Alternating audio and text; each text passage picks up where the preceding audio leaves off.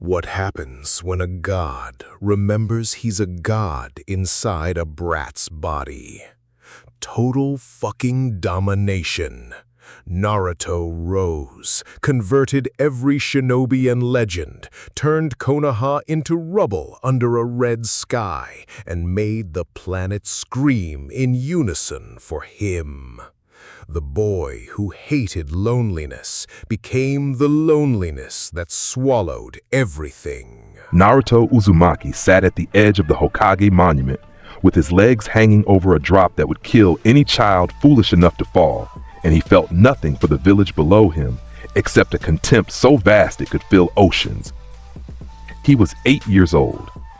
His skin was gray and rough like volcanic stone.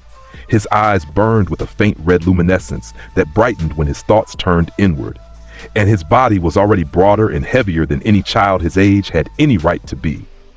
The villagers had always found reasons to avoid him. They called it instinct. They called it the fox sealed inside him. They were wrong on both counts, and they were right to be afraid. What sat above them on the carved stone faces of their greatest heroes was something older than the fox, older than the village, older than the concept of shinobi itself. It was something that had ruled worlds and broken universes and sat on thrones built from the compressed wills of civilizations, and it was remembering itself, piece by piece, like a fire finding fuel after an eternity of embers. He watched them below, merchants haggling over the price of fish, children running through streets, shinobi leaping between rooftops with their headbands catching sunlight.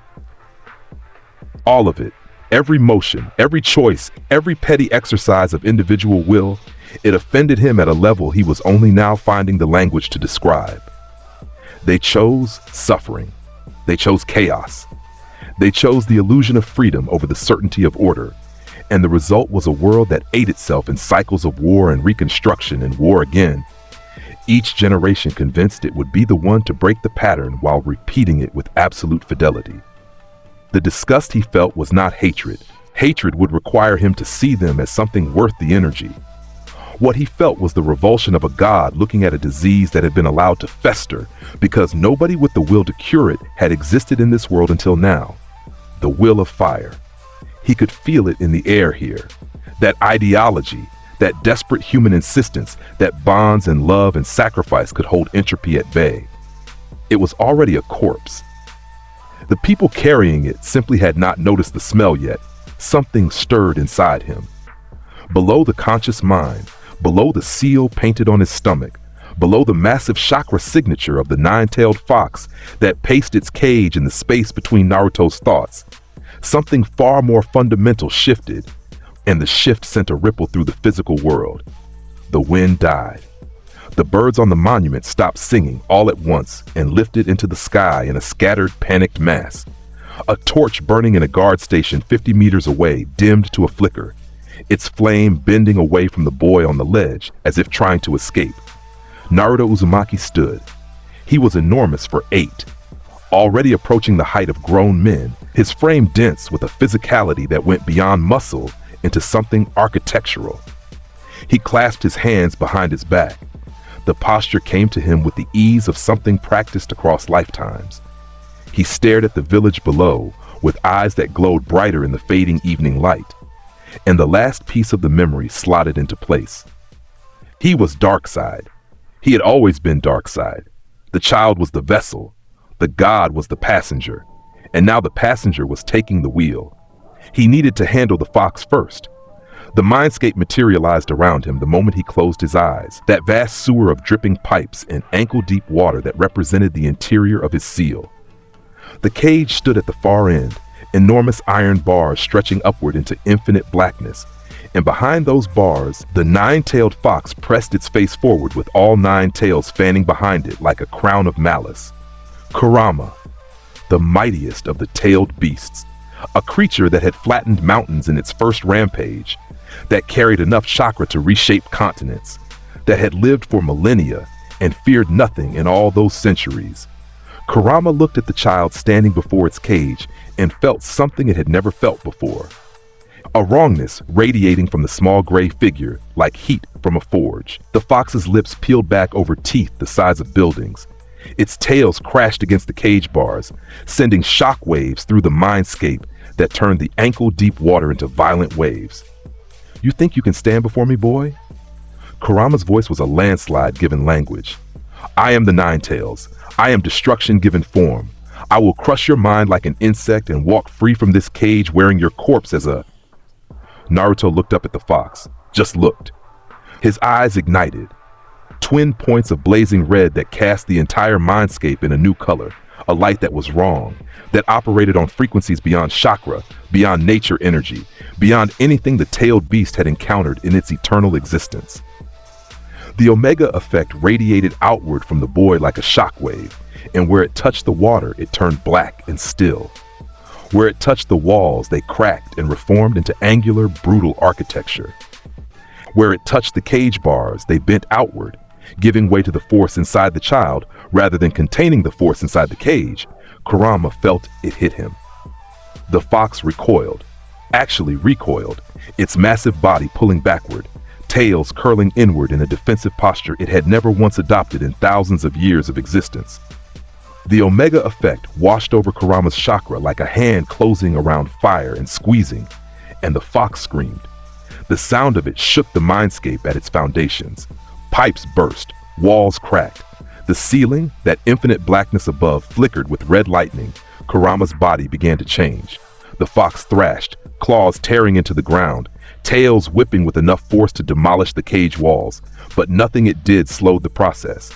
Its orange fur thickened and hardened, turned from bristling hair into armored plating of pure black. Its 9 tails split at their bases, multiplying, each one growing barbed and segmented like the limbs of something designed in a war factory rather than born. The elegant vulpine face stretched and pulled and rebuilt itself, the single massive head splitting into 3, then 5, then 9 separate heads on thick-plated necks, each one a grotesque reconstruction of what the fox had been, each one burning with red eyes that held none of the intelligence or pride that Kurama had carried for millennia. The body expanded further, mass pouring into it from nowhere, legs thickening into pillars of armored black, wings, enormous, bat-like, wrong, splitting through the shoulder blades with a wet tearing sound. What stood in the cage when the transformation ended was a creature that had never existed on this world before. 9 heads, wings spanning the width of the mindscape, armor that drank light, eyes that burned with the Omega effect. A parademon hound, the largest and most terrible ever created, built from the corpse of a god. It bowed. All 9 heads lowered to the ground before Naruto. It had no choice. The will that had driven Kurama for millennia, that pride, that rage, that ancient sense of self, was gone, replaced by a single directive burned into every atom of its being: serve. Naruto reached forward and placed one hand on the central head. The beast shuddered under his touch, its armored body pressing into the contact like a weapon seeking its wielder's hand. "You were the strongest creature in this world," Naruto said. His voice was low. It carried no inflection of triumph, no satisfaction, just a statement of what was. "Now you are my hound. You should be grateful. Purpose is the only mercy I offer." When his eyes opened again, the sun had set over Konoha. The village glowed with lantern light below him, warm and alive and completely unaware that the single greatest power it had ever contained had just been unmade and rebuilt inside the body of a boy it had spent 8 years ignoring. Naruto stood from the Hokage monument for the last time. He did not stretch. He did not take a breath of the evening air for memory's sake. He did not look at the village with anything resembling longing or regret or the desire to see it burn. He was simply finished with it. The incubation was complete. The shell had served its purpose.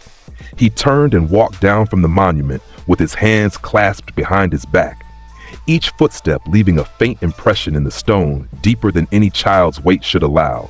He walked through the village streets. People moved away from him without understanding why. Their bodies making the decision before their minds caught up, feet carrying them to the other side of the road, eyes sliding off his figure like oil off iron. A woman carrying groceries dropped her bag and pressed against a wall as he passed, her face blank with an animal terror she could not name. A dog that had been barking at a passing cart went silent the moment Naruto entered its line of sight and pressed its belly to the ground, whimpering. A torch on a food stand guttered and went out. The stand owner looked at it, confused, and by the time he looked up, the boy was already past. He reached the village gates. The two chunin on guard duty, Izumo and Kotetsu, reliable men who had done this job 1,000 times, watched the gray-skinned child approach with mounting unease. They should stop him. They knew they should stop him. Their hands went to their weapons and stayed there, frozen, because every instinct their bodies possessed was telling them that touching this child would be the last thing they ever did. He walked between them without slowing. He passed through the open gates and onto the road beyond, and neither man moved to follow. They stood at their posts and watched him grow smaller against the tree-lined road, and they said nothing to each other for a very long time. The Ambu found him 3 hours later, 12 miles from the village, walking through dense forest at the border of fire country. 4 of them, elite operatives in painted masks, each one a killer of extraordinary skill. They dropped from the canopy in a diamond formation around him, weapons drawn, chakra signatures flaring with intent. Their captain, a man in a hawk mask, voice hard with authority, spoke from behind him. Return to the village, Jinchuriki. This is a direct order from the Hokage. Naruto stopped walking. He stood in the center of the 4 Ambu with his back to the captain and his hands still clasped behind him. The forest was black around them, moonlight cutting through the canopy in thin shafts. A long moment passed. The Ambu held their positions. The captain's hand tightened on his tanto. Then Naruto's eyes ignited, and the forest lit red. 2 beams of blazing energy erupted from his eyes, jagged, angular, moving in sharp right-angle trajectories that zigzagged through the trees with the sound of air being torn apart at the molecular level. Bark exploded. Branches vaporized. The beams tracked through the forest like living things, adjusting course with impossible geometry, and the captain tried to move. He was fast. He was one of the fastest shinobi in Konoha's Black Ops division. The beams hit him in the chest before his body completed the first step of his dodge. He did not explode. He did not burn. He erased. There one instant, gone the next, the air where he stood carrying the smell of ozone and nothing else. His mask hit the ground a half-second later, the only evidence he had existed. The remaining 3 scattered. They were Ambu. Their training was the best the village could offer, and their reactions were instantaneous. It did not matter.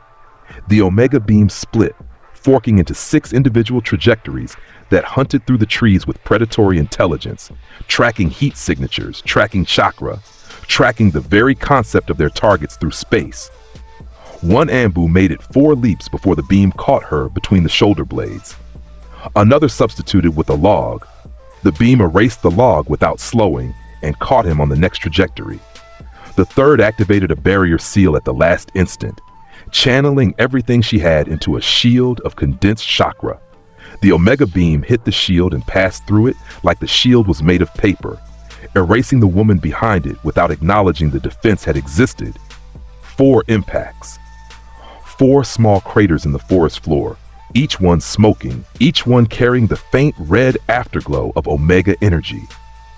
The smell of ozone hung in the air. The forest was silent in a way that went beyond the absence of sound. The animals, the insects, the wind itself had all retreated from the vicinity of what had just happened. Naruto walked to the craters. He looked down at what remained, outlines, impressions in the scorched earth, the ghosts of 4 lives that had ended so completely that even the forest seemed unsure they had been there.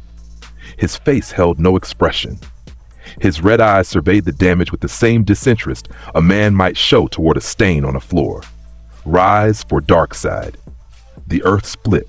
From the smoking craters, the bodies reconstituted, pulled back from erasure by the same force that had sent them there, but rebuilt according to new specifications. The first body arched upward from the ground, Ambu armor cracking and falling away as the frame beneath it expanded. Wings, enormous, membranous, ribbed with black bone, erupted from the shoulder blades, spraying soil in both directions. The skin hardened into segmented plates, gray and black, each one interlocking with the next, like armor grown from within. The face collapsed inward. the painted mask falling away to reveal features that compressed, restructured, rebuilt themselves into something eyeless and angular, with a jaw too wide and mandibles clicking where a human mouth had been. Red light filled the empty sockets. The second body was already rising beside it, the transformation faster now, as if the Omega effect had refined the process. Wings. Plates. The human anatomy folding itself into something built for war, for tireless service, for absolute loyalty to a single will. The third and fourth came up together, limbs thickening, fingers fusing into clawed gauntlets, spines extending along vertebrae that had elongated by 2 feet. All 4 of them flexed their new wings in the forest darkness, testing, their red eyes locked onto Naruto, awaiting command. He was already walking again. The 4 parademons lifted into the air behind him, falling into formation, and the first soldiers of the new age of Apokolips followed their master toward the border of Fire Country and beyond. Naruto rose into the air. His body lifted from the earth without a running start, without a leap, without any visible effort. Gravity simply ceased to apply to him, and he ascended through the canopy and above the tree line and into the open sky over Fire Country. Below him, the forest stretched in every direction. Ahead, the terrain rose and roughened, transitioning through the central mountain ranges toward the volcanic wastelands that existed in the unclaimed territories between the great nations. He flew toward them at a speed that left a faint red contrail in the night air, his 4 parademons keeping formation behind him, and Konoha fell further behind with every passing second. He did not look back. There was nothing behind him worth remembering. The years that followed were the years the shinobi world would later mark as the beginning of the end, though at the time they registered only as rumors, strange reports from the borderlands, travelers' tales dismissed by intelligence offices in the great villages, the kind of stories that accumulate at the edges of maps before anyone takes them seriously. Naruto found his territory in the volcanic Badlands between the land of Earth and the unclaimed waste to its north, a region of active geological fury. The earth cracked in bleeding magma, the air choked with sulfurous heat. Nothing lived there. Nothing grew. The terrain existed in a state of perpetual destruction and reformation, the planet's core expressing itself through fissures that ran for miles. It was perfect. He landed at the center of it and stood in the heat of an active lava flow, the magma pooling around his boots without registering against the apocalyptic armor that had materialized around his body as his power grew. Deep blue plating over black underlay, angular and brutal, covering a frame that was already taller and broader than the child who had left Konoha months prior. He was growing into his true form with a speed that would have terrified anyone watching. He rebuilt the landscape with his bare hands, geological formations that had existed for millions of years, basalt columns, obsidian cliffs, volcanic stacks the size of buildings. He tore them from the earth and repositioned them according to a design that existed in his memory from lifetimes past. The architecture of Apokolips was absolute in its purpose. Every structure served the central will. Every corridor directed motion toward the throne. Every wall existed to contain and compress and focus. He dug fire pits with the Omega effect, trenches a mile long and impossibly deep, burning with fires that connected to the planet's core itself, filling the red sky with pillars of flame that could be seen from 50 miles away. He raised towers of black iron, pulling the metal from the Earth's core through sheer telekinetic will, shaping it in the air above the lava fields into structures that defied conventional architecture, industrial and massive, covered in angular sigils that seemed to drink the light around them, topped with spires that served as broadcasting arrays for frequencies the human ear could register only as dread. His 4 parademons worked without rest. They carried stone, shaped metal, dug foundations. When the labor required more hands, Naruto provided them. The lawless territories between nations were rich with targets. Bandits, Missing Nine, mercenaries, warlords who had carved out petty kingdoms in the ungoverned spaces of the world. He moved through these territories like a plague, and every body that fell was a body that rose again. 4 became 12, 12 became 40, 40 became 300, each one a parademon, winged, armored, tireless, obedient. They poured into the construction effort, and the volcanic wastelands began to transform at a rate that defied possibility. Within a year, the skeleton of a city stood where nothing had lived before. Within 2 years, it was a fortress the size of a small country. A merchant named Takaro was the first civilian to see it and survive. He had strayed from the northern trade routes by accident, his cart losing a wheel on a mountain pass, forcing him to take an unmapped path through the volcanic borderlands. He crested a ridge at sunset and looked down at what stood in the valley below, and his legs gave out. He sat on the ridge with his cart behind him and stared for 10 minutes without moving, his body unable to process what his eyes were reporting. A city of black iron and red fire, stretching to the horizon in every direction, its towers piercing the sky, its trenches burning with flames that threw shadows across the clouds above. Things flew between the towers, hundreds of them, thousands, winged figures in formation, carrying materials, patrolling in sweeping arcs. The sound reached him even from this distance. A constant industrial roar, the sound of a world being built or a world being ended. He could not tell which. He turned his cart around and fled. He did not sleep for 3 days. When he reached the nearest town, he told anyone who would listen. Most did not believe him. Those who did went pale and changed the subject. The story traveled, slowly at first, then faster, moving through trade networks and intelligence channels until it reached the desks of people with the authority to take it seriously. In Konoha, the report landed on Tsunade's desk 3 months after the merchant's sighting. She read it twice. She read it a third time.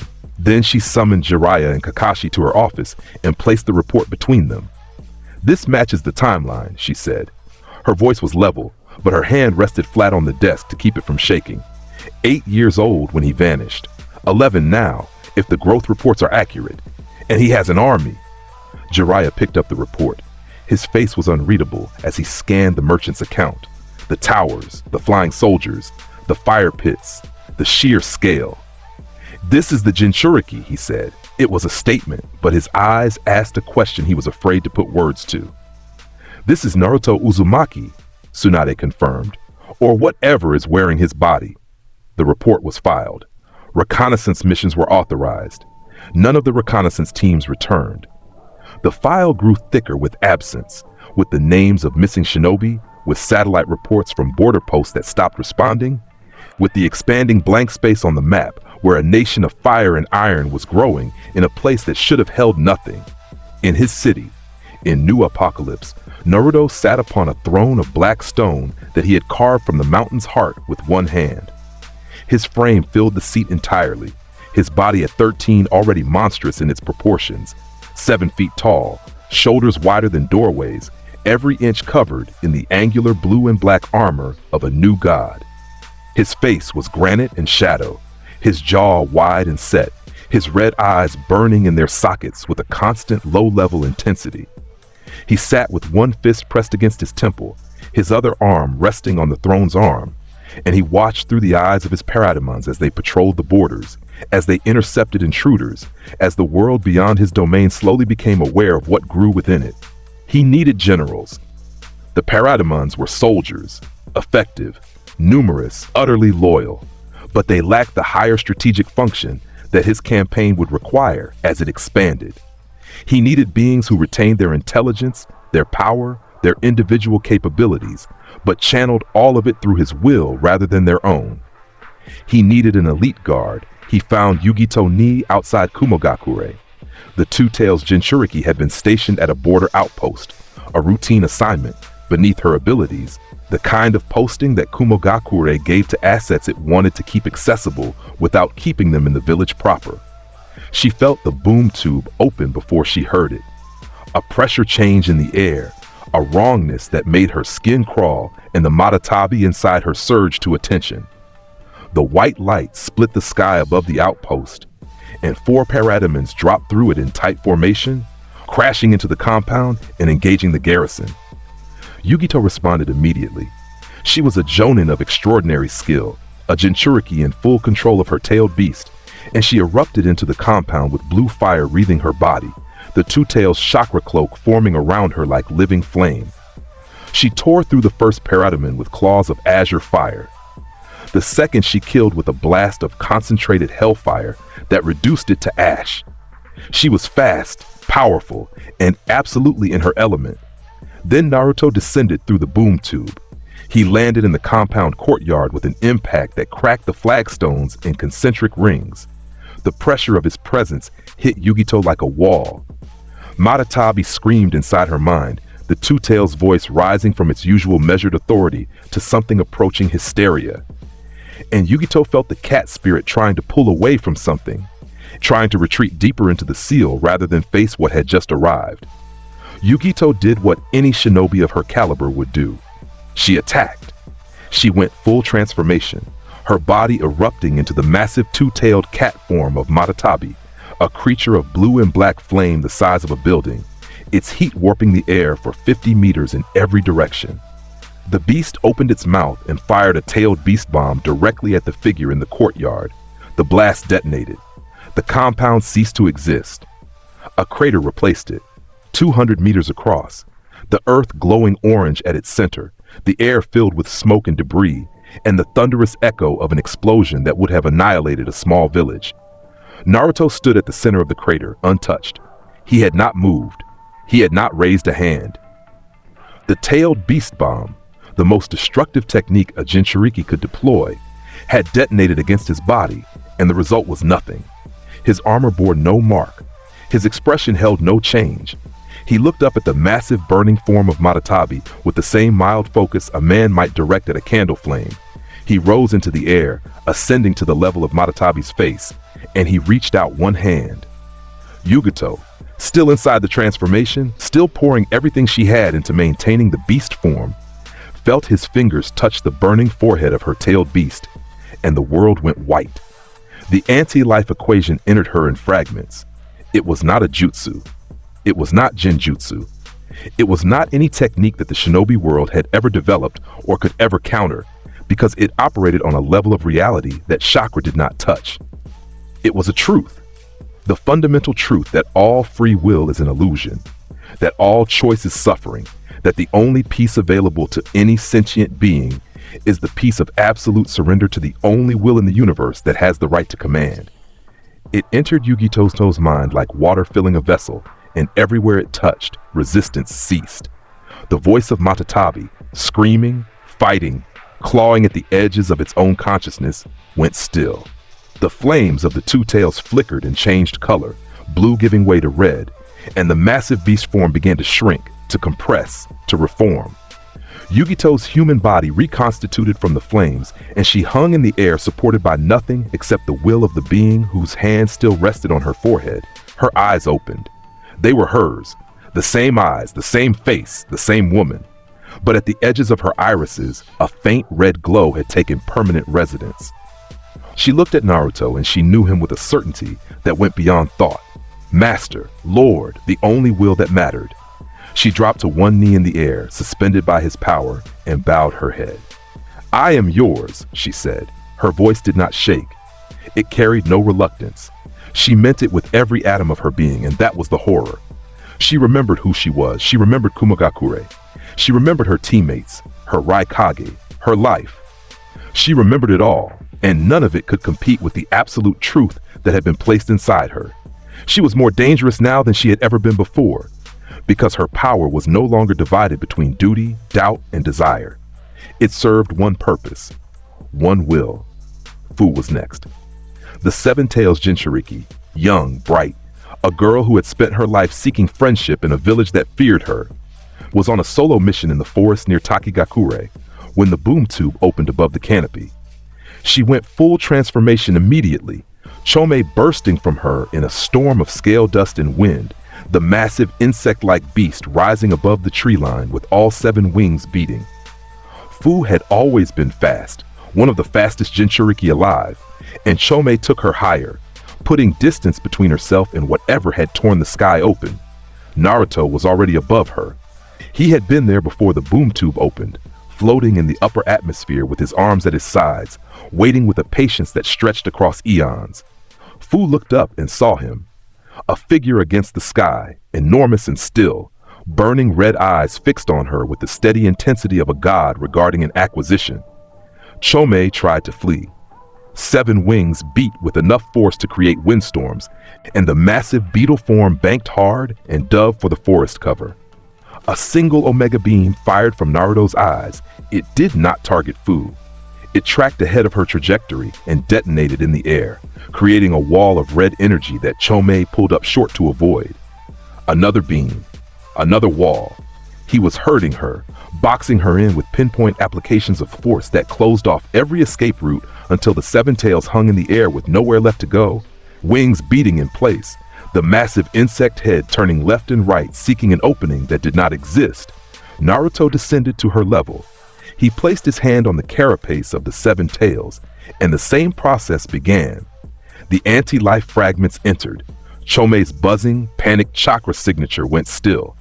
Fu's transformation compressed and collapsed, her human body falling from the dissolving beast form, and Naruto caught her by the back of her shirt with one hand, holding her in the air as her eyes blinked open. Wide first, processing, and then still. The red crept into the edges of her irises.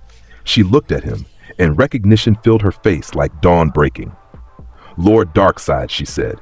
The words came without effort. He released her, and she hovered under her own power, Komei's wings manifesting as constructs of red-tinged energy at her back, the tailed beast's abilities still present, but fundamentally rewired.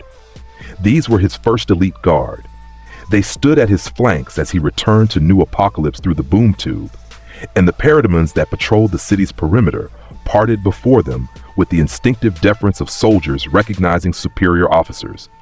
Yugito and Fu took their positions beside his throne, one to the left, one to the right, and the light from the fire pits reflected off the faint red glow in their eyes. In a cave system hundreds of miles away, the Akatsuki convened. Pain stood at the head of the gathering, all 6 bodies present, the Rinnegan eyes surveying the assembled members with their usual measured authority.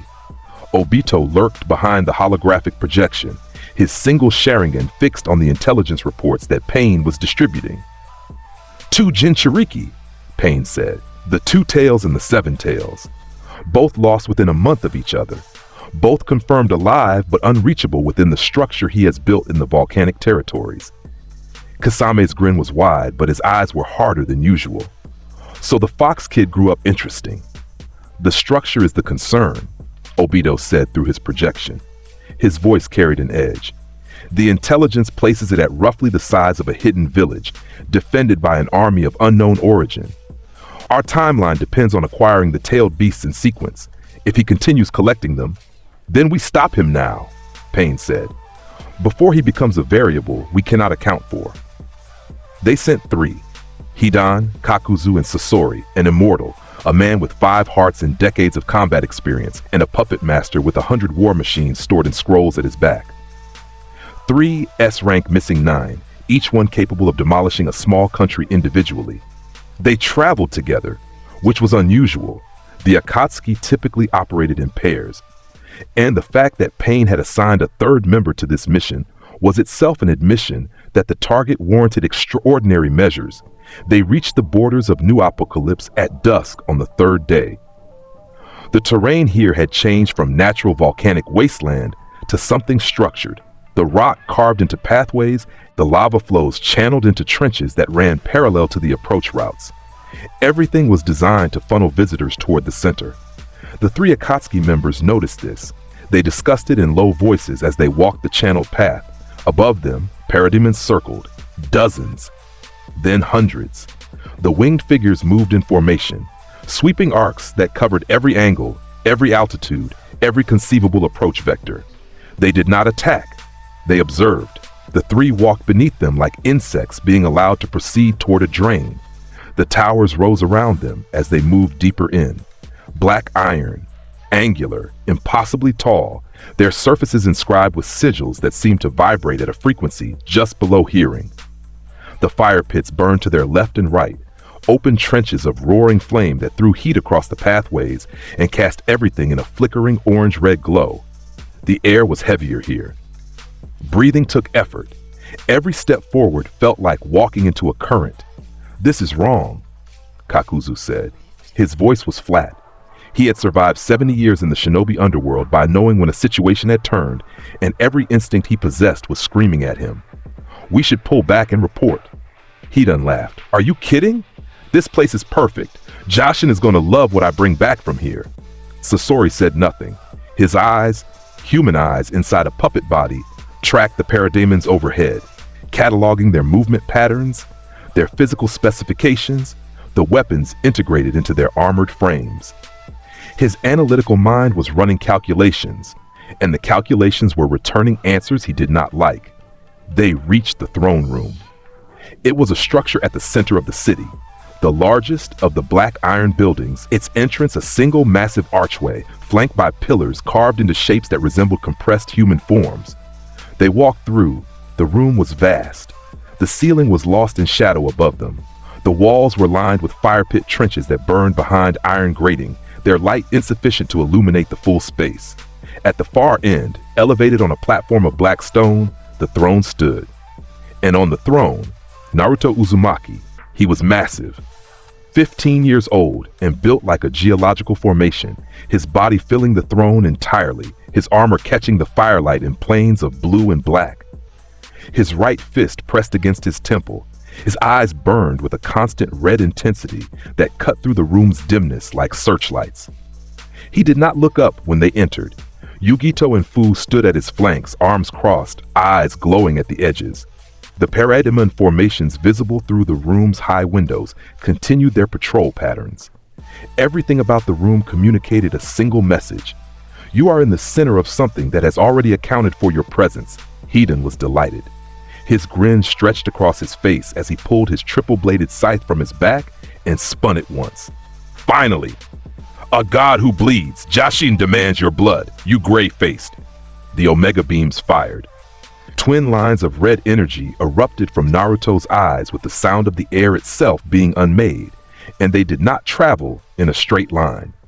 They zagged, right-angle turns through the empty air of the throne room, one beam arcing left and then cutting right, the other dropping down before snapping upward, both of them tracking Hidan's sprint with a geometry that cut off every possible evasion before he could execute it.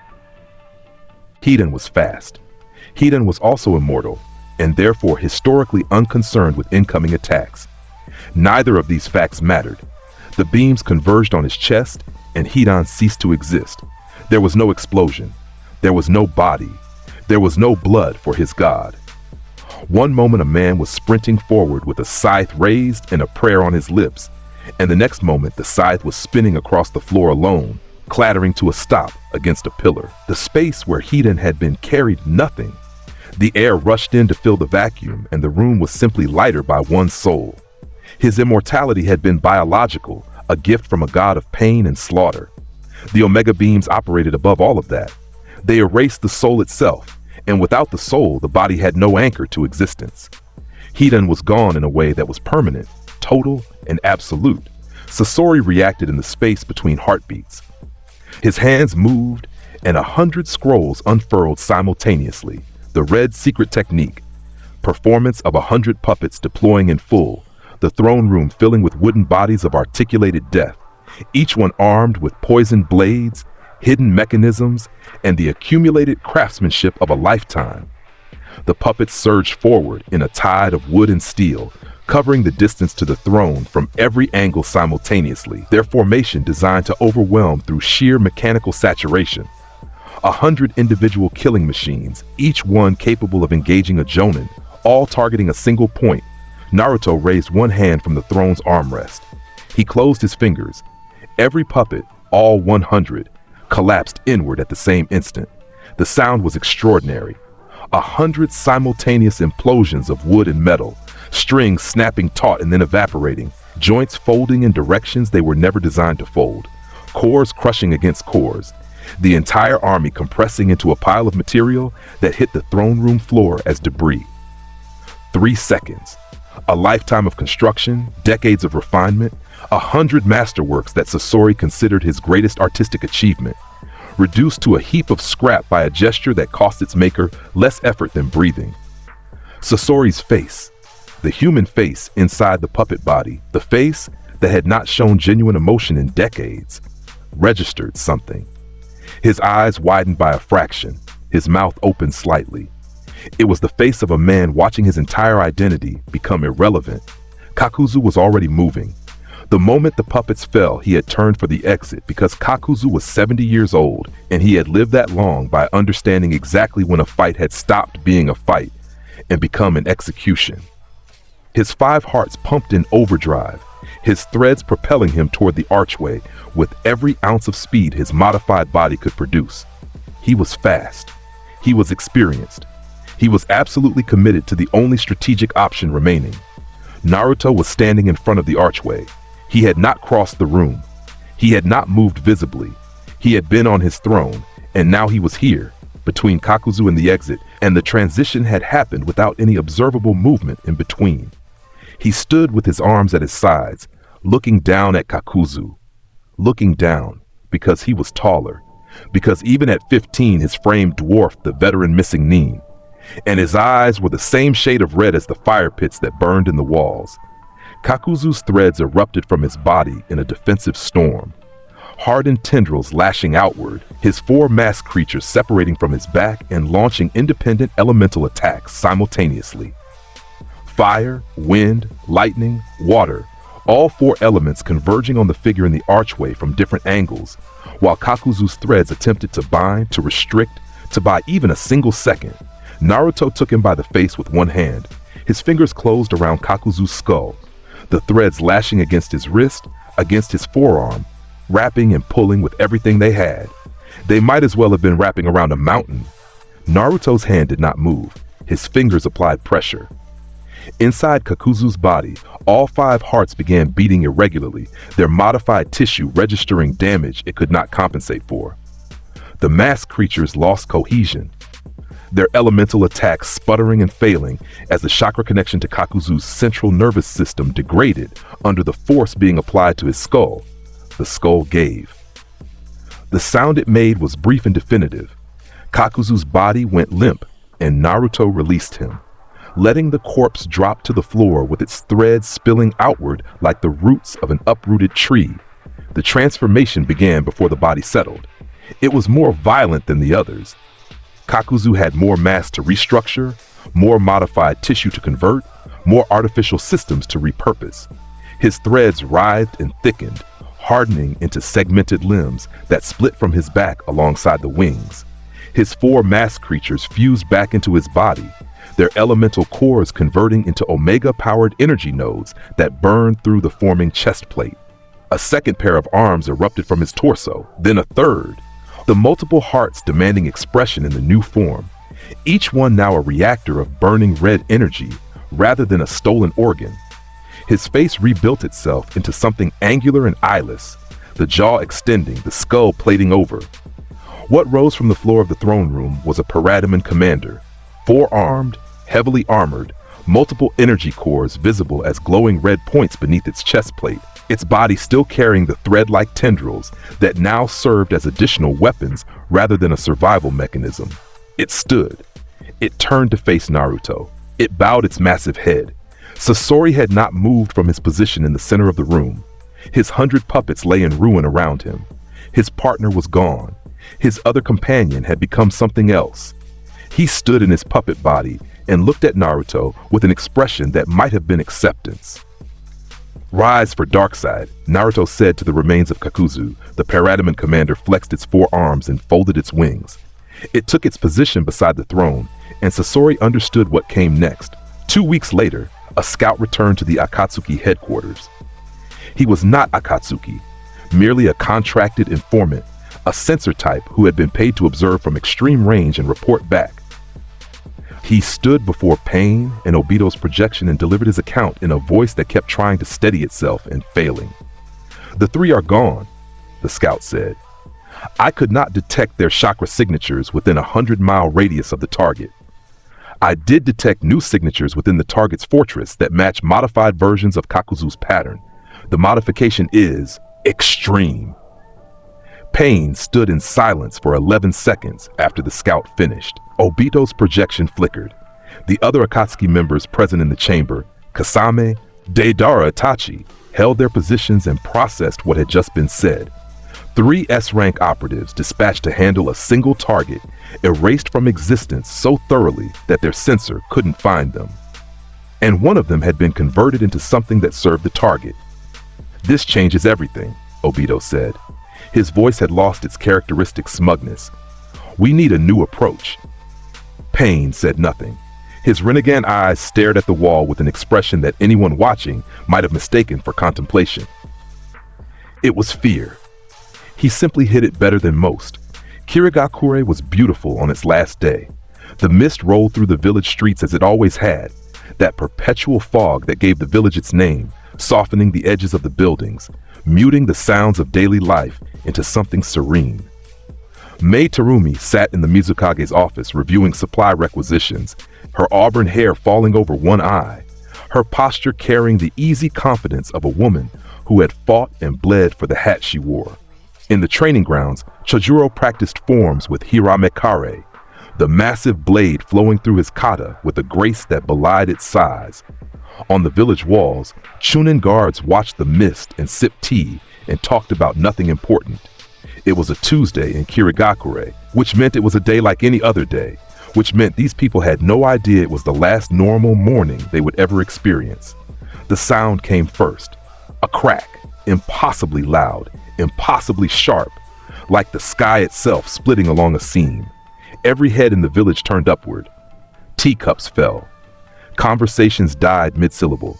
The mist above the village lit up with a blazing white light that burned through the fog like a second sun, and the boom tube opened. It was enormous. The portal filled the entire sky above Kirigakure, its threshold a circle of screaming white energy half a mile across, its edges crackling with discharge that sent arcs of light down into the village below. The mist evaporated in the heat of its opening. For the first time in the village's history, the sky above Kirigakure was completely clear, and what was visible through that clearing was the interior of the boom tube. And what was coming through it? Parademons. Thousands of them. They poured through the threshold in formation, waves of winged figures in black armor, their red eyes creating a constellation of descending lights, their flight patterns sweeping and coordinated. They came in organized waves, each wave targeting a different section of the village, each formation carrying a specific tactical assignment. This was an army. This was an invasion force, and it moved with the absolute efficiency of soldiers who shared a single will. Mei Terumi was in the air within 4 seconds of the first crack. She burst from the Mizukage tower with her Kage robes flying behind her, already cycling through hand seals. Her voice carried across the village through chakra amplification. All shinobi to defensive positions. Protect the civilian shelters. This is real. The village responded. They were the bloody mist. Generations of warriors bred in the harshest training doctrine in the shinobi world. Their response was immediate and violent. Jutsu erupted across the village skyline. Water dragons, ice mirrors, blade techniques from the Seven Swordsman lineage. Parademons fell. The first wave was met with legitimate force and legitimate kills, and for 30 seconds it was possible to believe that Kirigakure could hold. Then the second wave hit, and the third. The Parademons came in numbers that overwhelmed tactical response. For every one cut down, 3 more descended through the boom tube. They fought in coordination that no natural army could match, covering each other's approaches, exploiting every gap in the village defense the instant it appeared. Kirigakure's outer walls fell within 5 minutes. The market district was under occupation within 8. Civilians screamed and ran toward the shelters, and some of them made it and some did not. Mei fought brilliantly. She always fought brilliantly. Her lava release erupted in walls of molten rock that swept through parademon formations, melting armor and wings in waves of superheated destruction. Her boil release created kill zones of corrosive mist that stripped the outer wave of parademons down to their plating. She moved through the village at Kage speed, shoring up every failing defense line, rallying every faltering squad, demonstrating with her own body that the Mizukage still stood, and therefore the village still stood. It was magnificent, and it was insufficient. Naruto descended through the center of the boom tube. He came down with his hands clasped behind his back, unhurried, his massive frame falling from the threshold at a speed that suggested he was choosing to be slow rather than needing to be. He fell through the cleared sky above Kirigakure, like a meteor choosing its landing site. Mei saw him coming. She positioned herself in the main thoroughfare, directly below his descent, and cycled through the full sequence for her most powerful technique. Lava release, melting apparition. A wave of superheated volcanic rock erupted upward from the ground around her, rising in a column of destruction directly into his descent path. Hot enough to melt steel in seconds, voluminous enough to engulf a building, moving with enough force to reshape terrain, he walked through it. His boots hit the rising edge of the lava wave, and he continued downward at exactly the same pace. The molten rock parting around his armor and sliding off without leaving so much as a scorch mark.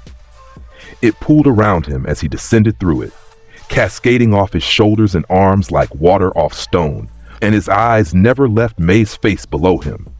He landed in the center of Kirigakure's main thoroughfare. The impact sent cracks through the ground in every direction, radiating lines of destruction that knocked shinobi off their feet 2 blocks away, that buckled the foundations of the buildings on either side of the road, that reached the village walls and split them further. The earth protested his weight with a sound like a mountain settling. Mei charged. She was the Mizukage. This was her village, and these were her people, and she would meet this thing head on because that was who she was and what the hat demanded. She came in at full speed, lava style coating her fists, her body wreathed in corrosive boil release, every offensive capability she possessed layered and active simultaneously. Naruto turned slightly and backhanded her with one arm. The physics of it were absolute. A god striking a human being with casual force, the kind of force that did not try, that did not commit, that simply moved and let reality sort out the consequences. Mei went through the air. She went through the wall of the Kage administrative building behind her. She went through the interior of that building, desks, partition walls, filing cabinets, and through the exterior wall on the other side. She crashed through the courtyard and into the next structure over, her body finally coming to rest in a crater of rubble and broken stone 30 meters from where the backhand had connected. She was alive. Her ribs were splintered. She could feel them grinding against each other with every breath. Her left arm was broken in 2 places. Her Kaj robes were torn and bloody. She was conscious, barely, and what she was conscious of was the understanding that she had just been dismissed. Naruto had hit her with the same effort a man uses to brush a fly from his shoulder, and the result had nearly killed her. Everything she was, every technique she'd mastered, every battle she'd won, the hat she wore, amounted to an annoyance dealt with backhand. Chojuro came next. The young swordsman launched himself at Naruto with Hiramakare at full release. The massive blade splitting into its twin sword form, each one wreathed in chakra, swinging with everything the boy had. His form was excellent. His commitment was total. The blade connected with Naruto's forearm. The metal deformed. Hiramakare, one of the legendary 7 swords of the mist, weapons forged by masters across generations, bent on contact with the Apokolipsian armor like tin striking granite. The chakra coating dispersed. The twin blades warped out of alignment. Chojuro staggered back, staring at his ruined weapon, and then a parademon hit him from the side and carried him into a building. The fighting continued for another hour, but it was cleanup rather than battle.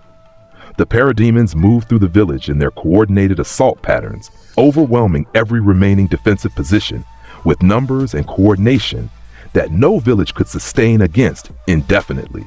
The legendary shinobi of the Bloody Mist, men and women who had survived the worst training doctrine in the world, fought with everything and fell one by one. When it was over, when the conversion infrastructure had been deployed, when the processing had begun, when the population of Kirigakure was being systematically moved through the transformation protocols that Naruto's parademons enforced with absolute efficiency, he stood in the center of what had been the main plaza. His voice carried to every living person in the ruins. It did not need amplification. It simply reached them, the way gravity reaches everything. You belong to Apokolips now. The transformations began, hundreds of them, across the village simultaneously. The parademon conversion process applied to the defeated shinobi population of Kirigakure. Bodies twisted and rebuilt, wings erupted, faces collapsed and reformed. The sound of it, a chorus of snapping bone and tearing flesh and the grinding of armor plates growing from skin, filled the ruined village like a symphony conducted by something that hated music. One transformation happened at the edge of the plaza where Naruto could observe it directly.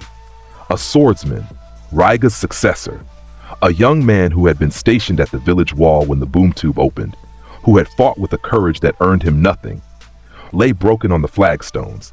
His breath came in ragged gasps. His eyes were open and aware. The parademon standing over him pressed one clawed hand to his chest, and the Omega energy transferred. He screamed. His back arched off the ground as the wings began, the shoulder blades splitting outward, the skin between them tearing to make room for structures that were growing from the bone itself. The wings emerged wet and membranous, stretching outward as they unfolded, drying and hardening in the air within seconds. His skin began to plate, starting at the chest where the energy had entered, spreading outward in waves, each section of human skin thickening and hardening into segmented armor that locked together with audible clicks. His face was last. He was still screaming when it started, his jaw extending, his cheekbones pushing outward, his eyes losing their color and filling with red light from the inside. The screaming stopped when his vocal cords restructured into something that could produce sounds but would never again form words. The man who had held that wall was gone. The thing that rose from the flagstones was a soldier, faceless, winged, clawed, burning with red light at every seam. It stood. It lifted into the air on new wings and joined the formation circling above the fallen village. Naruto watched it go, and then he turned and walked toward the boom tube that would carry him home. Behind him, Kirigakure was being remade in his image. Every structure, every person, every institution of the bloody mist converting into an extension of Apokolips. The mist was gone.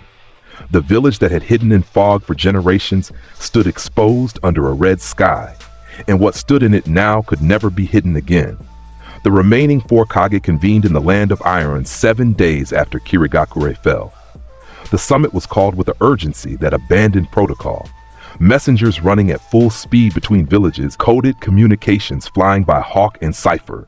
The kind of mobilization that only happens when every leader involved understands that the next mistake will be the last one.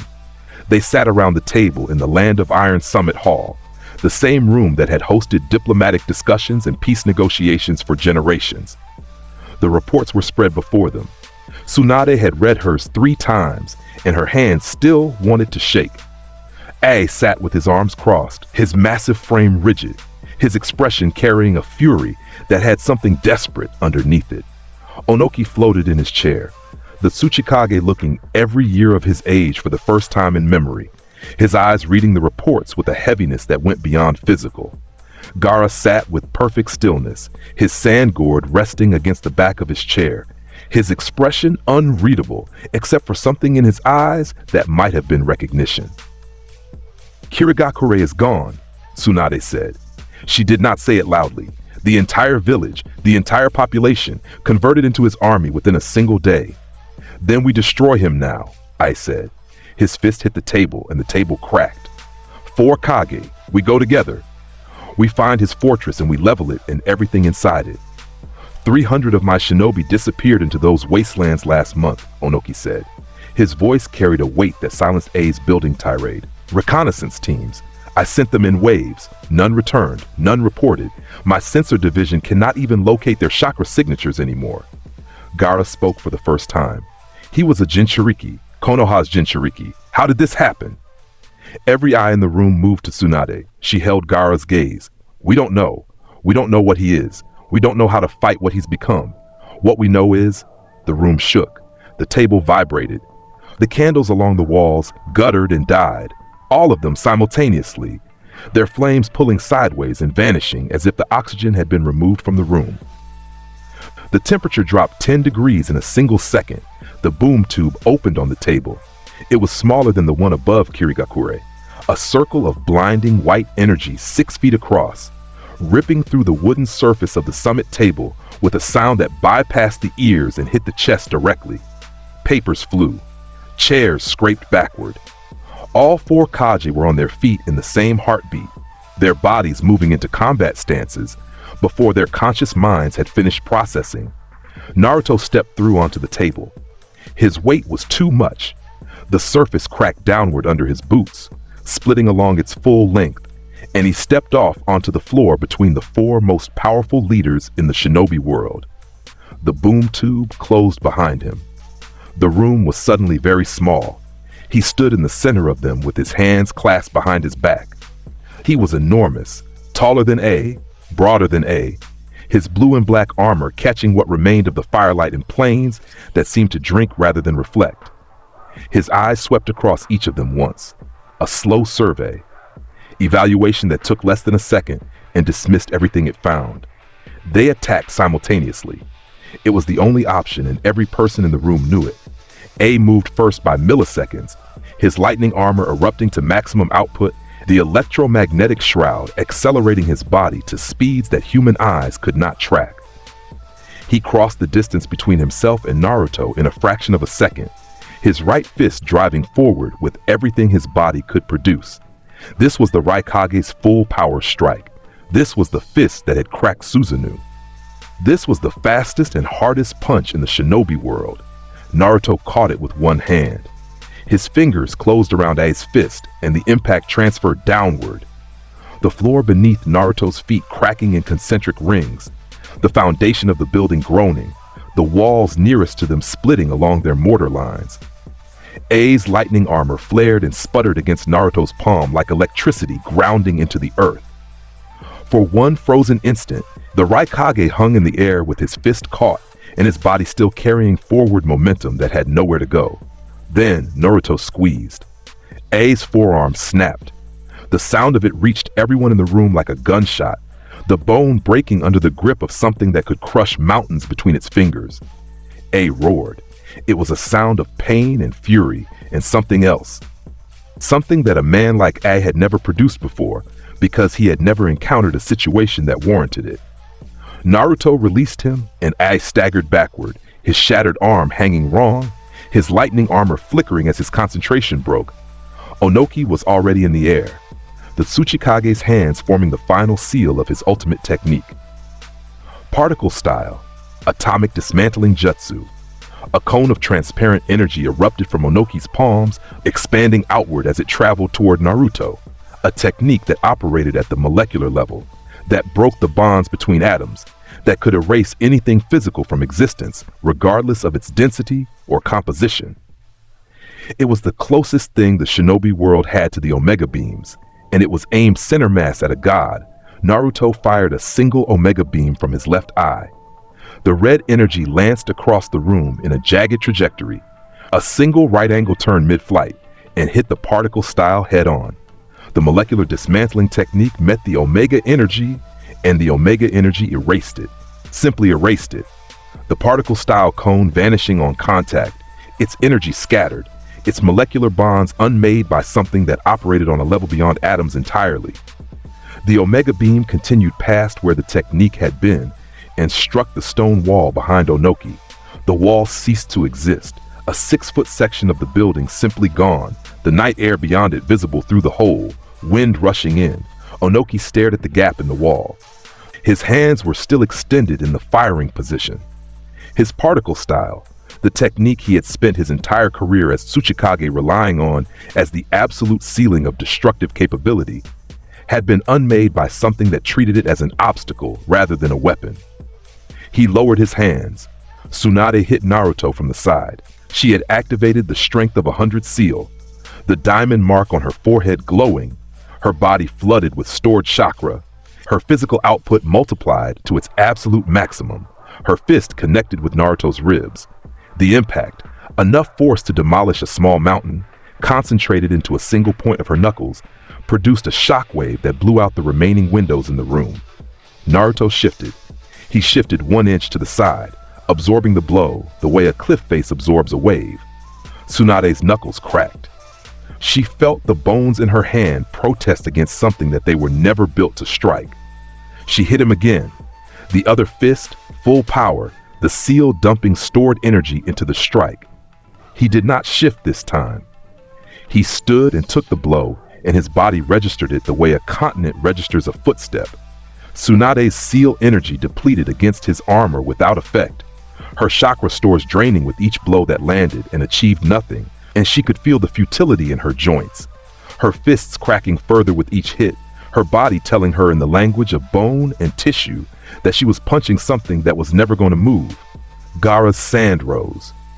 The Kazekage's gourd had emptied, and the sand filled the room, thick waves of it rising from the floor, from the walls, from the broken table, forming walls and barriers and crushing shapes around Naruto from every angle simultaneously. Gaara's control was absolute. The sand responded to his will with a speed and adaptability that had earned him the Kazekage hat before the age of 20. It compressed around Naruto from all directions, layer after layer, hardening into sandstone density, attempting to immobilize through sheer mass. Naruto walked forward. The sand parted around his body like water around a stone, his armor displacing it, his movement pushing through the compression without visible effort, the layers Gaara built breaking open as the figure inside them simply continued moving. More sand poured in. Gaara's face tightened with effort, every grain he controlled converging on the target, trying to find a purchase, trying to find a weakness, trying to hold something that refused to be held. The sand held longer than anything else had. It was adaptable. It reformed as fast as he broke through it. But he walked through it with the patient inevitability of erosion, and Gaara could feel in his chakra that this was a delaying action rather than a containment, that he was spending everything to slow something that would reach him regardless. Naruto rose from the center of the room. His body lifted from the sand-covered floor and ascended until he floated at the center of the ruined summit hall. Above the broken table, above the sand, above the four Kage who had just thrown everything they had at him and achieved nothing except confirming what the reports had told them. He looked down at them, Ae clutching his broken arm, Onoki hovering with his hands empty and his face showing every year of his age, Tsunade with cracked knuckles and depleting seals, Gaara with his sand still suspended in the air, still ready, still willing, but no longer under the illusion that it would matter. Naruto spoke. His voice filled the room the way his body filled space, completely, leaving nothing left over for anything else. I am the new god. Every structure you built, every system you maintained, every village you defended, these were placeholders. They held the world in a shape until I arrived to give it its final form. You have been running a civilization without purpose, and the result is an endless cycle of violence that achieves nothing except its own perpetuation. This ends. I am the end it was always moving toward. He let the words settle. The four Kage stared up at him, and none of them spoke, because there was nothing to say in response to a statement delivered with the certainty of a physical law. You will surrender your villages, Naruto continued. You will dismantle your military structures. You will deliver your populations to Apokolips for conversion. This is your revelation, the last clarity you will ever receive. Every will that exists beneath this sky will become mine, because a world of competing wills is a world that consumes itself. I am order. I am purpose. And I am done allowing chaos to perform its pantomime of civilization. He turned in the air. A boom tube opened behind him, smaller, personal, its threshold blazing with white light that threw the four Kage's shadows long across the walls. Before he stepped through, he made a gesture, a single sweep of one hand, and a second boom tube ripped open in the exterior wall of the building. This one was larger. Through it, the samurai garrison stationed around the Land of Iron complex was visible. Hundreds of armored warriors responding to the sounds of destruction from the summit hall, running toward the building with weapons drawn. Parademons poured through the external boom tube. Hundreds.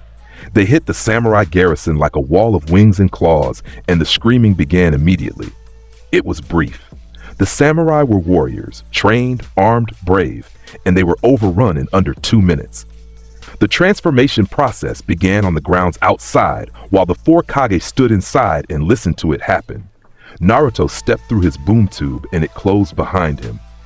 The room he left was ruined, Table destroyed, walls cracked, windows gone, one entire section of wall erased by an omega beam that had been fired almost as an afterthought. The four most powerful leaders in the shinobi world stood in the wreckage, and the sound of their samurai allies being converted into monsters leaked through the open wall. Tsunade's face was a landscape of something worse than grief.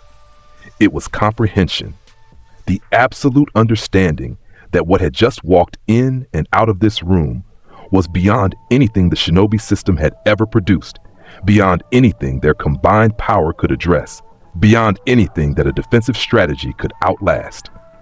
Her cracked hands hung at her sides. The strength of 100 seal was dim on her forehead, depleted, and the regeneration would not fully repair what had been broken. Gaara stood motionless. His sand had returned to his gourd. His eyes were fixed on the scorched mark where the boom tube had opened, and his expression carried something that might have been understanding. The recognition of a will so absolute that resistance against it was a category error rather than a strategic choice. A was on his knees.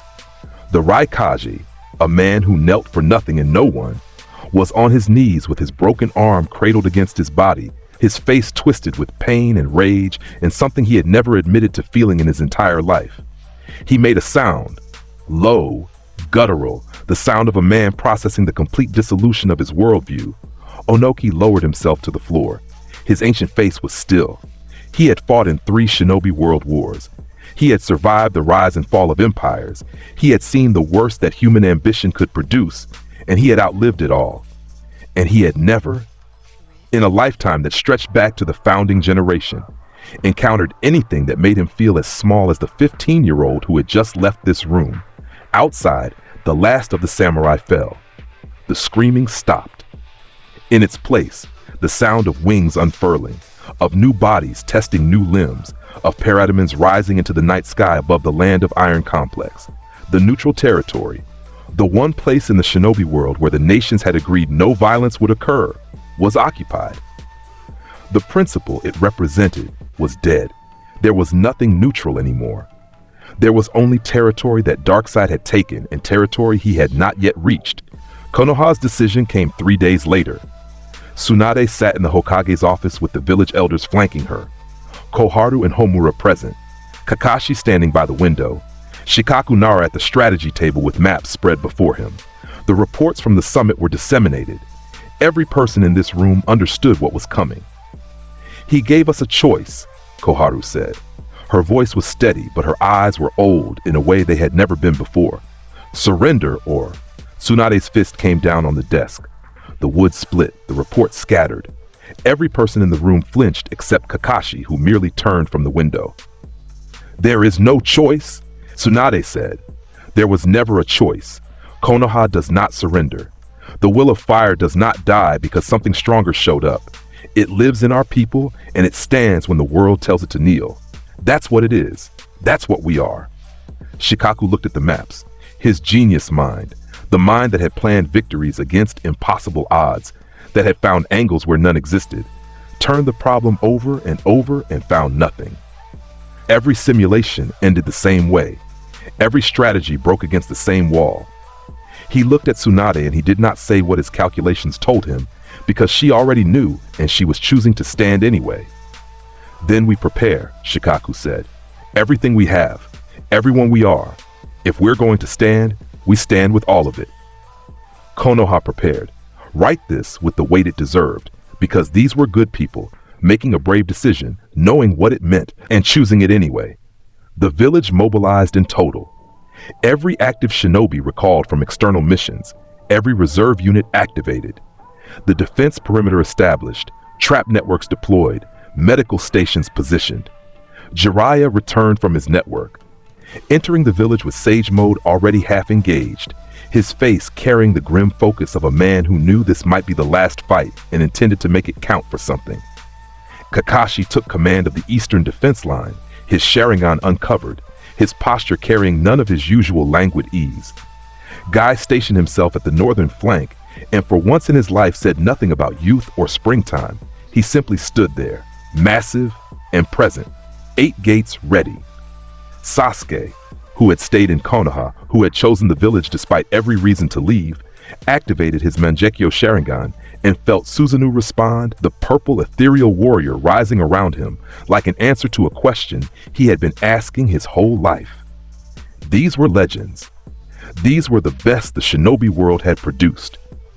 They stood in the streets of their home and they waited for a god to arrive, and the courage of it was a living thing, real and fragile and impossible to look at without understanding that what was about to happen was a tragedy. The sky over Konoha turned red. It happened slowly at first, the blue draining from the edges of the horizon, replaced by a darkening crimson that spread inward like a stain. The temperature dropped. An unnatural pressure descended over the village, physical, oppressive, like the air itself had thickened and was pressing down on every person within the village walls. Animals fled. The dogs in the Inuzuka compound howled and then went silent. The birds left the trees in a wave, flying in every direction away from the village. Children began crying, infants and toddlers who could not understand what they were feeling, but whose bodies knew that something terrible was approaching. Then the Apokolipsian cruisers arrived.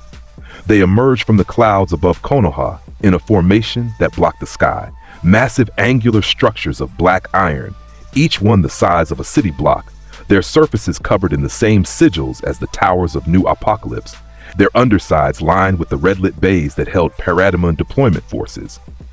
They moved without sound, or rather, they moved with a sound so low that it registered in the chest rather than the ears, a vibration that made teeth ache and vision blur. 3 of them, then 5, then 9. They spread across the sky above Konoha until sunlight became a memory, and the village stood in red-tinged shadow beneath their bulk. The defense lines held position. Jiraiya stood at the front, his enormous frame humming with natural energy, the markings of sage mode painting his face, his stance wide and ready.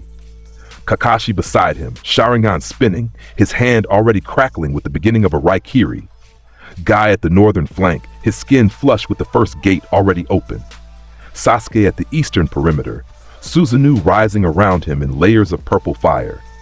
The rib cage first, then the muscle structure, then the full armored form with its ethereal blade drawn. They were ready. They were everything the shinobi world had produced across generations of warfare and refinement. They were about to learn exactly how little that meant. Naruto dropped from the lead cruiser's prow. He fell. He did not fly down. He did not descend with the patient control he had shown elsewhere. He dropped, his body angled toward the earth with an intentionality that carried its own kind of violence. The fall lasted 3 seconds. Those 3 seconds were the last moments of the world as Konoha knew it. He hit the earth just outside the main gate. The impact was geological. A shockwave erupted outward from the point of contact, visible in the air as a ring of displaced atmosphere that expanded outward at the speed of sound, hitting the village walls and cracking them along their full length. The ground buckled. A magnitude 9 tremor rolled through Konoha, toppling structures in the outer districts, splitting roads, bursting water mains.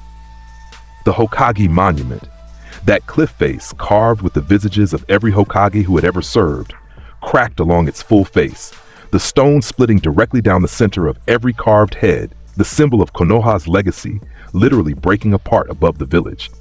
Dust filled the air outside the gates. It hung for a long moment, obscuring the impact site.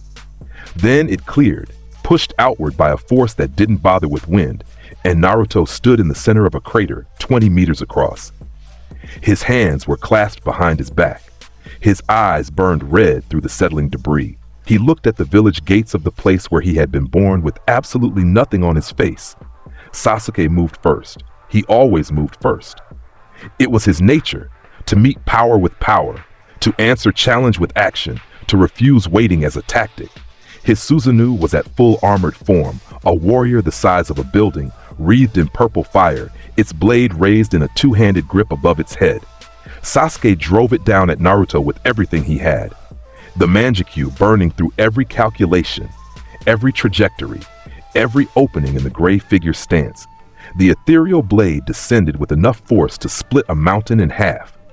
Naruto caught it between 2 fingers. His hand rose, casual, unhurried.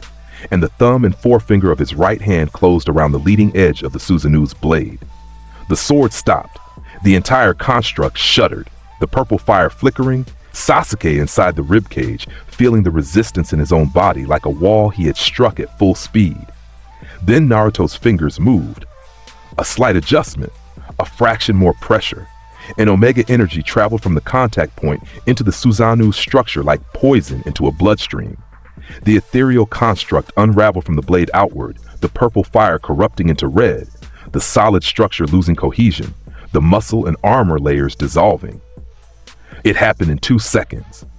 One moment Sasuke was inside a fully formed Susanoo, and the next the construct detonated outward in a shockwave of dispersed chakra that blew him off his feet and hurled him 30 meters into the village wall. He hit the stone surface and crumpled to the base of it. He was alive.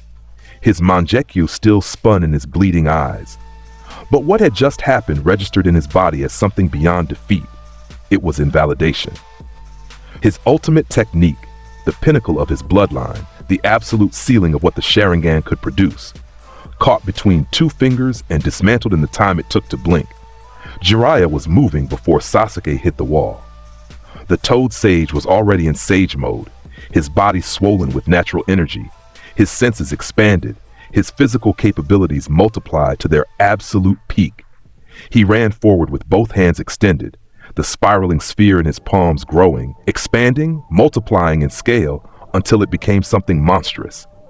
Ultra Big Ball Rasengan, a technique of pure rotational energy the size of a small building, humming with natural energy amplification, throwing off concentric waves of force just from existing. Jiraiya was one of the greatest shinobi who had ever lived. He had trained Kage. He had defeated paths of pain. He had spent his life becoming something worthy of legend, and in this moment, running toward a god with everything he was compressed into a single attack. He was everything the shinobi world could ever ask a man to be. Naruto turned to face him. His eyes met Jiraiya's across the 20 meters of cratered earth between them, and the Omega beams fired. Twin beams of red energy erupted from his eyes, tracking forward in a single jagged trajectory. One angle, 2 angles last, zeroing in on the center of Jiraiya's mass with the absolute certainty of something that had never missed a target in any universe it had existed in.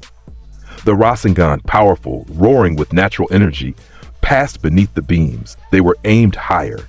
They were aimed at the man, the soul, the legend. Jiraiya's body recognized the threat. Sage mode senses screaming, every enhanced reflex telling him to dodge, to move, to not be where those beams were going to arrive. His body was already shifting. He was fast.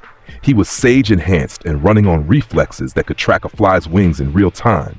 The beams adjusted.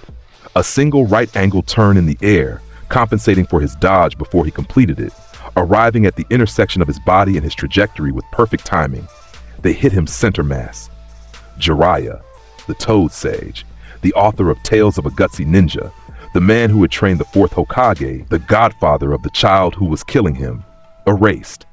The Ultra Big Ball Rasengan collapsed as its creator vanished, the technique losing coherence and detonating harmlessly against the ground.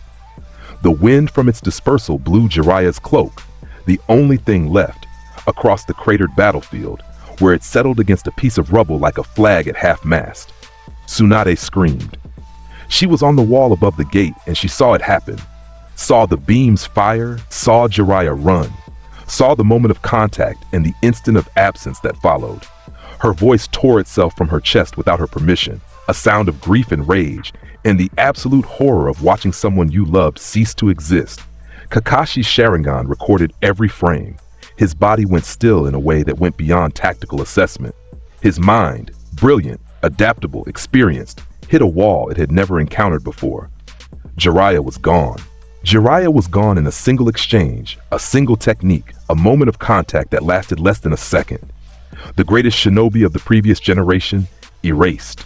Naruto walked to the place where Jiraiya had been standing. He looked down at the crater, small, precise, carrying the fading red afterglow of Omega energy. The cloak lay to the side, white with red markings, the kanji for Toad Sage still visible. He extended his hand toward the crater. Rise. The ground split, a body reconstituted from the earth itself. pulled back from the void by the same force that had sent it there, rebuilt according to specifications that served a different purpose than the ones Jiraiya had chosen for himself. The massive frame expanded further, the broad shoulders splitting as wings erupted from between the shoulder blades, tearing through the red vest that no longer fit a body growing in directions a human frame was never meant to grow.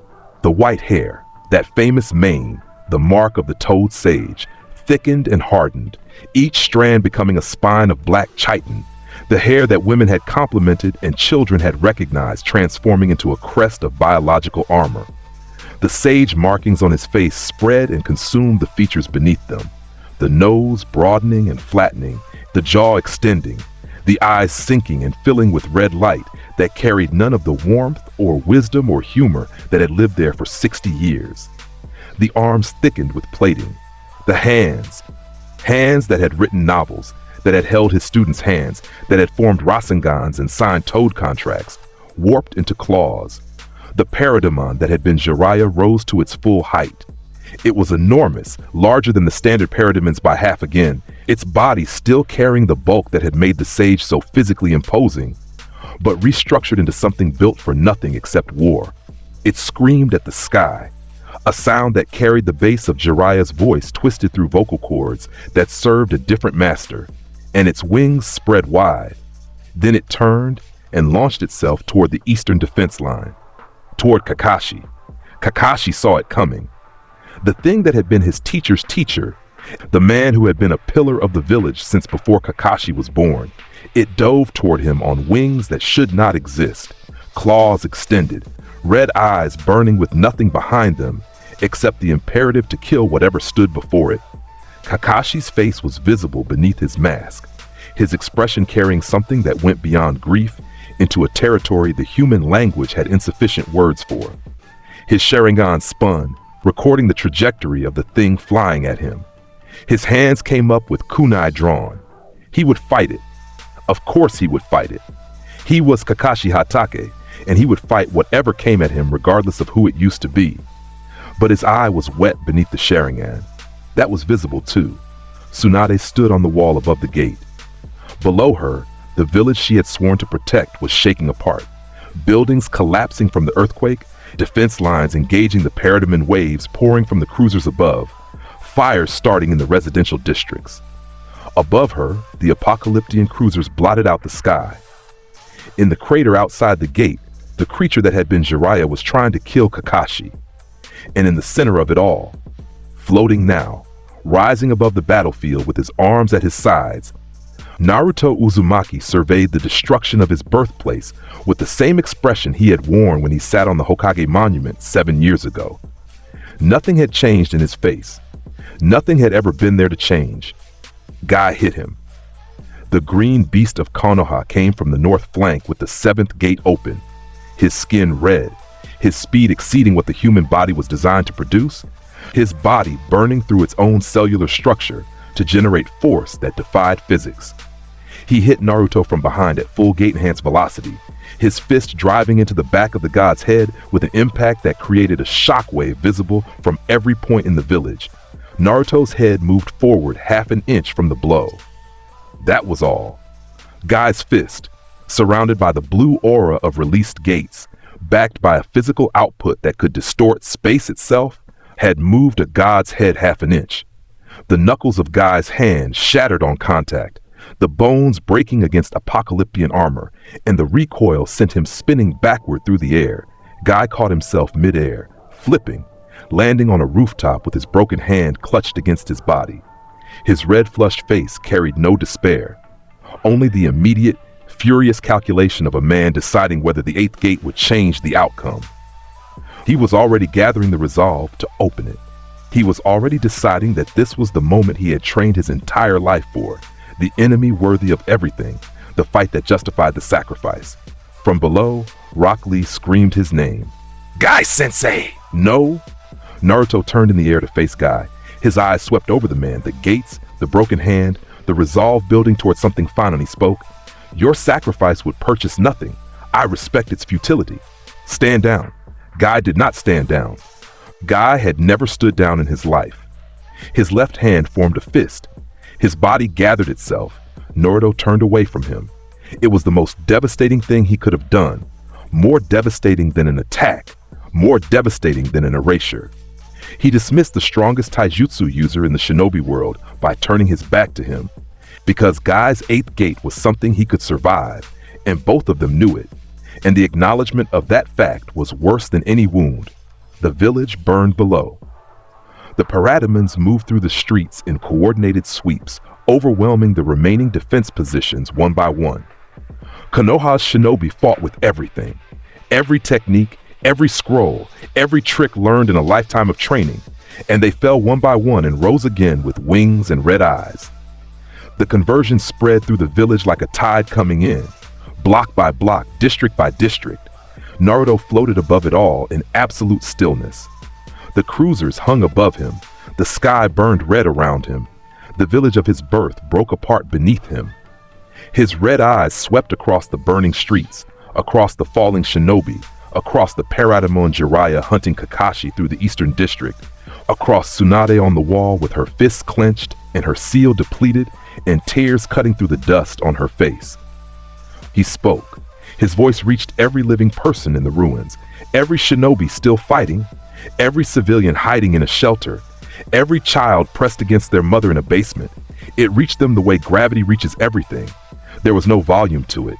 There was only certainty. There is no hope. There is no will of fire. There is only Darkseid. The words settled over the village like a burial shroud. In the streets below, a Chunin who had been fighting stopped. His kunai lowered. His body simply stopped moving because the truth of what he was hearing hit something deeper than his training could reach. Beside him, his squad mate kept fighting, kept throwing shuriken at a parademon that batted them aside like rain, because denial is also a human response to the end of everything. In the Hokage office, where Shikaku Nara had been coordinating the defense through a communication network that was failing node by node, the strategic genius of the Nara clan looked at the battle map on his wall and watched the red markers advance through the village. His mind, that incredible mind, ran the numbers one final time and arrived at the same answer it had been returning for hours. There was no winning move. There was no angle. There was only the math of inevitability.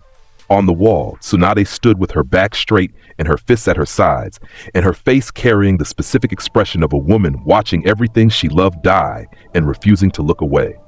The will of fire burned in her, diminished, suffocating under the weight of what pressed down on it, but burning still. It was the last fire left in the village. Above her, Naruto's silhouette hung against the red sky like a monument to everything she had failed to prevent. The Hokage monument continued to crack.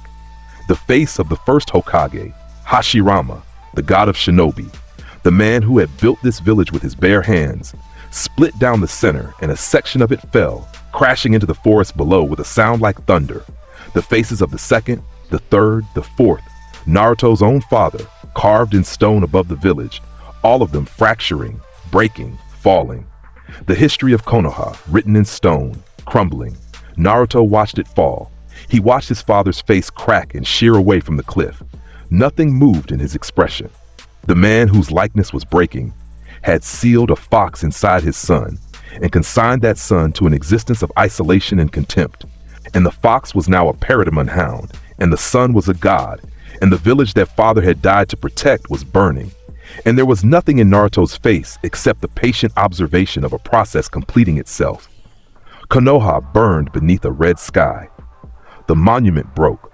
The Parademon Jiraiya circled above the eastern district with blood on its claws. Thousands of winged figures moved through the streets in formations that served one will. And above it all, above the fire and the grief and the breaking of an era, Naruto Uzumaki hung in absolute stillness, hands behind his back, burning eyes fixed on the world below with the steady patience of something that had always known this was coming and had simply been waiting for the universe to catch up to a conclusion that was decided before the first stone of this village was laid. Darkseid is. The sky was red. The ground was broken. The will of fire was a memory being erased in real time. And somewhere in the ruins, A woman in a Kage hat stood on a crumbling wall and refused to close her eyes because the only thing left was witness, the terrible final duty of watching the world end and remembering what it was before. The door closed on the age of shinobi, and what opened on the other side wore a crown of omega energy and the face of a boy who had once sat alone on the edge of a monument, watching insects choose their own suffering and deciding that the time for choices was almost over. It was over now. And what came next was Apokolips. The Parademon Jiraiya found Kakashi in the Eastern District between the ramen stand and the academy. And the white hair on the thing's crest caught the firelight, the same way it had caught sunlight across decades of peace and mission briefings and lazy afternoon conversations, where the old man's voice had been warm and his laughter had filled rooms. Kakashi saw it coming from 3 rooftops away. The wing beats displaced enough air to bend the smoke columns rising from the buildings below, and the silhouette was wrong in every dimension except the ones that mattered. The shoulders, the bulk, the way it moved through space with a physicality that took up more room than strictly necessary. Jiraiya had always been like that. The thing that wore his restructured bones was like that still, and Kakashi's Sharingan recorded every frame of its approach with the merciless fidelity of an eye that had never once allowed him to look away from anything. The Parademon commander crashed through the rooftop where Kakashi had been standing a quarter second earlier. Tile and timber erupted outward as the armored mass punched through the structure, and Kakashi was already 3 roofs away, his hands forming seals with a speed born of 30 years of combat experience.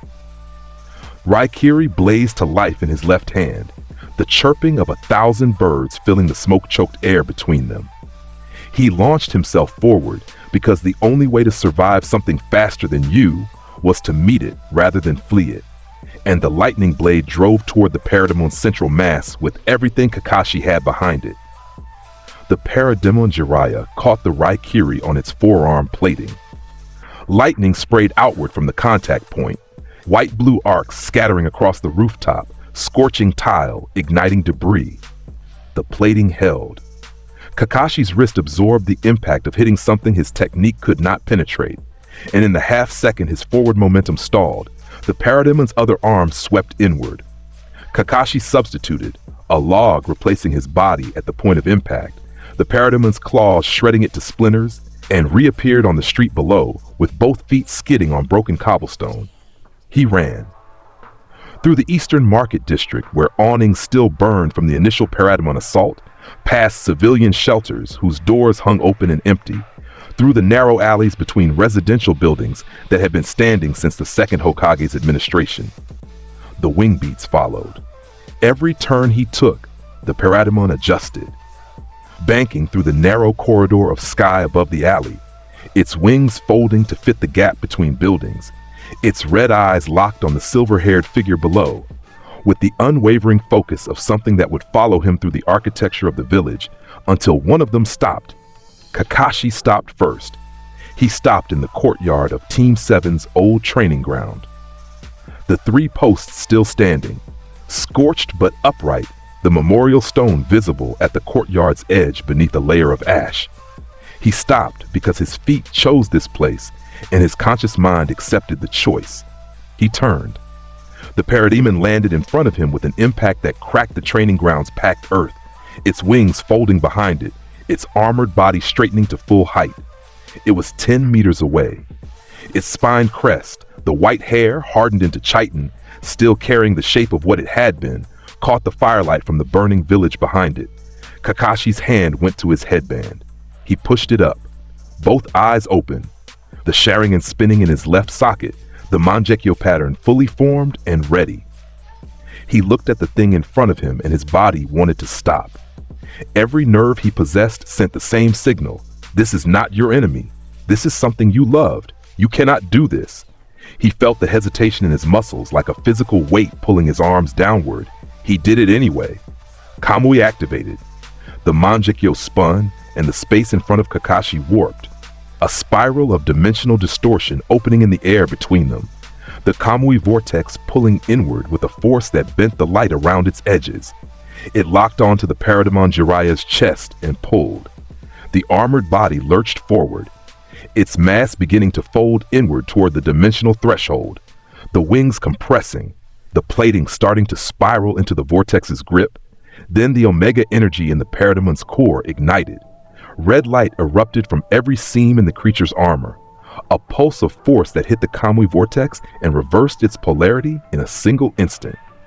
The pulling stopped, the spiral inverted. Where it had been drawing the Parademon toward itself, it now pulled Kakashi toward the Parademon, his body lurching forward off his feet, his Sharingan eye burning with the strain of maintaining a technique that was being turned against him, his frame lifting from the training ground and accelerating toward the armored mass that had been his teacher's teacher. The Parademon Commander Kakuzu dropped from the rooftop above, 4 arms extended, threads trailing from each one like the root system of something that had grown in the wrong direction. 2 of those arms caught Kakashi in mid-flight, one closing around his torso, the other around his throat, and the momentum of his own technique carried him into the grip with enough force to crack 3 of his ribs on contact.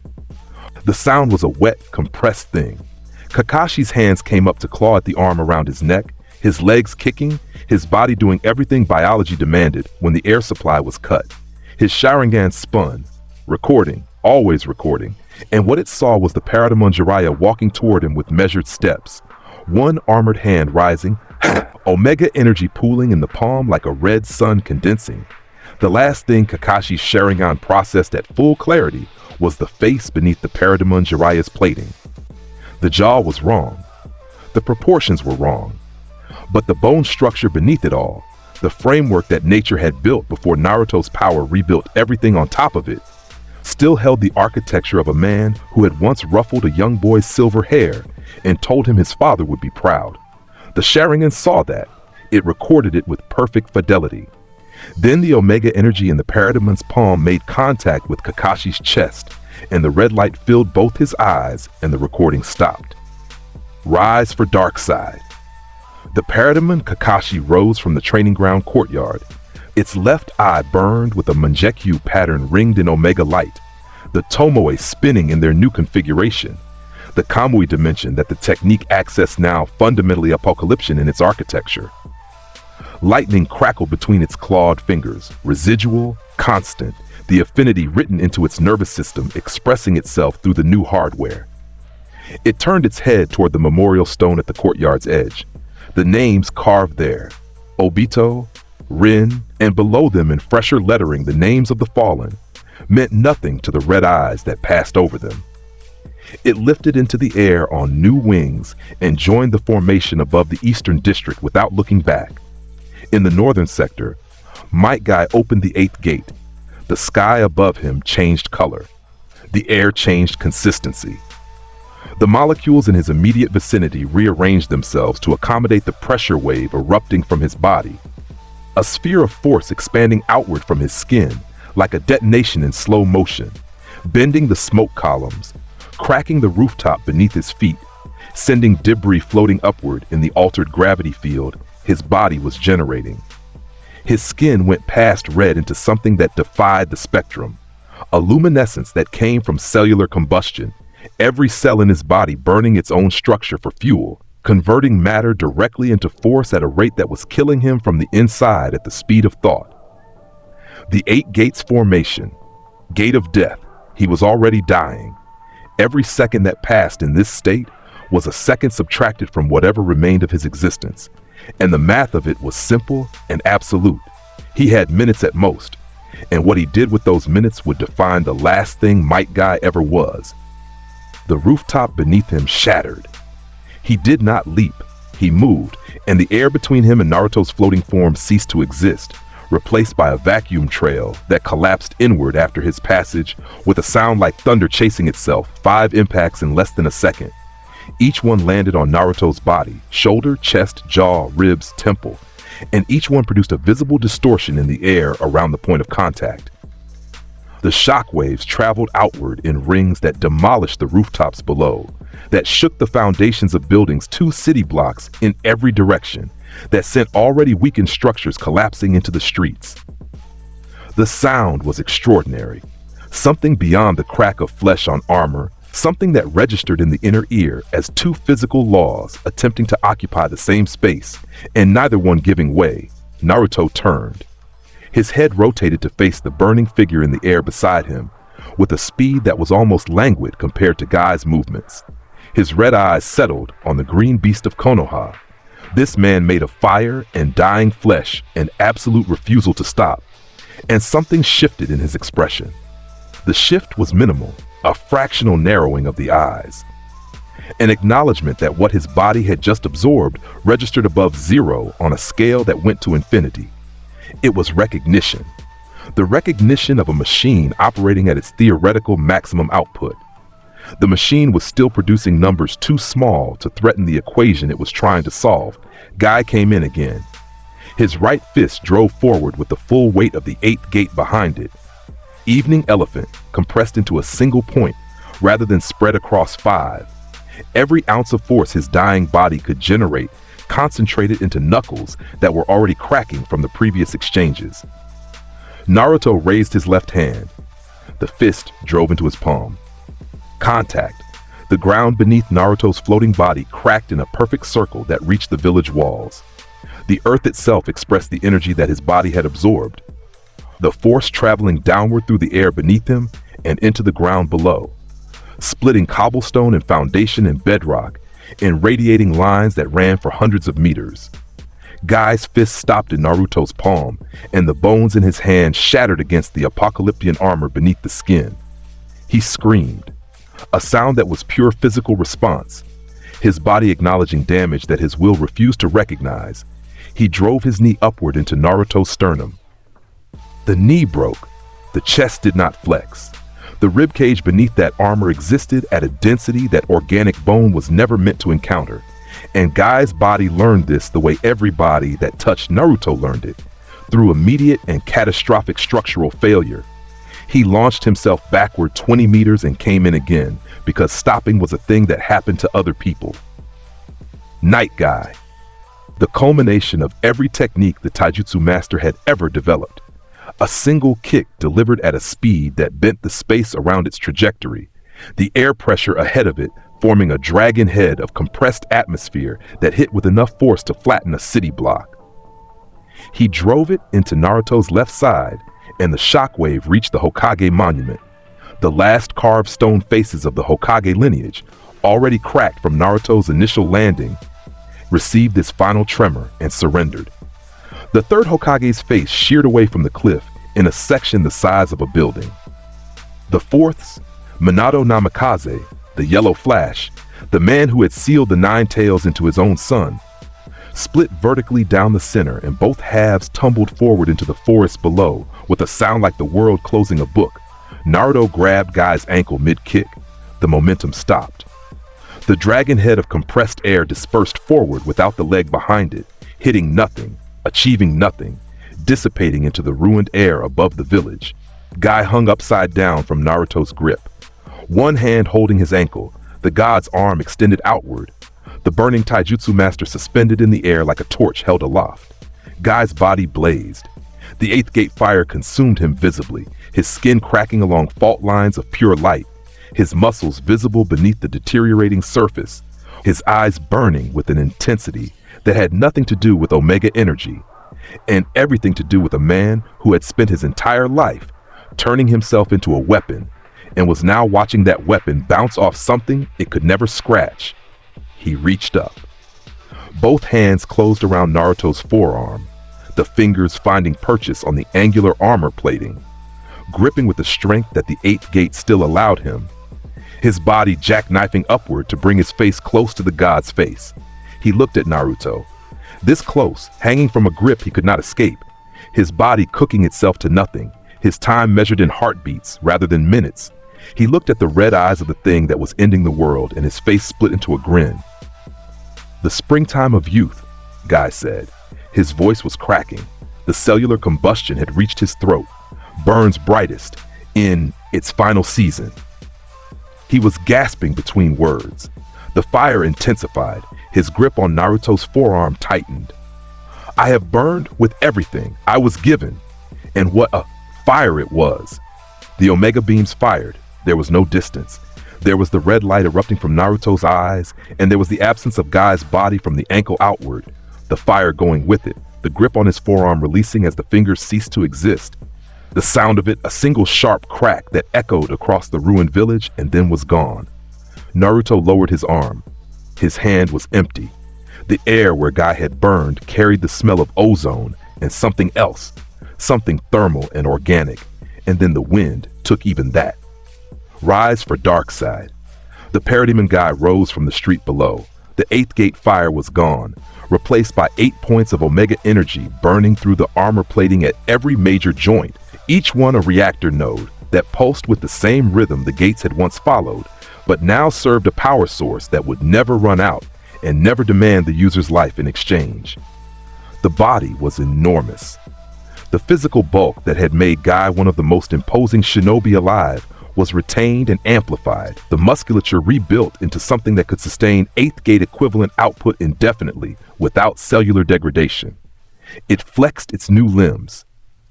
It tested the wings that had erupted from between shoulder blades that once carried a turtle shell for training.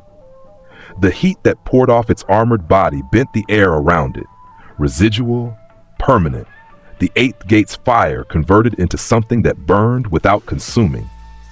It was the most physically powerful Parademon Naruto had ever produced. It rose into the formation above the village, and the Parademons nearest to it adjusted their flight patterns, giving it wider berth the way water moves around a stone too hot to touch.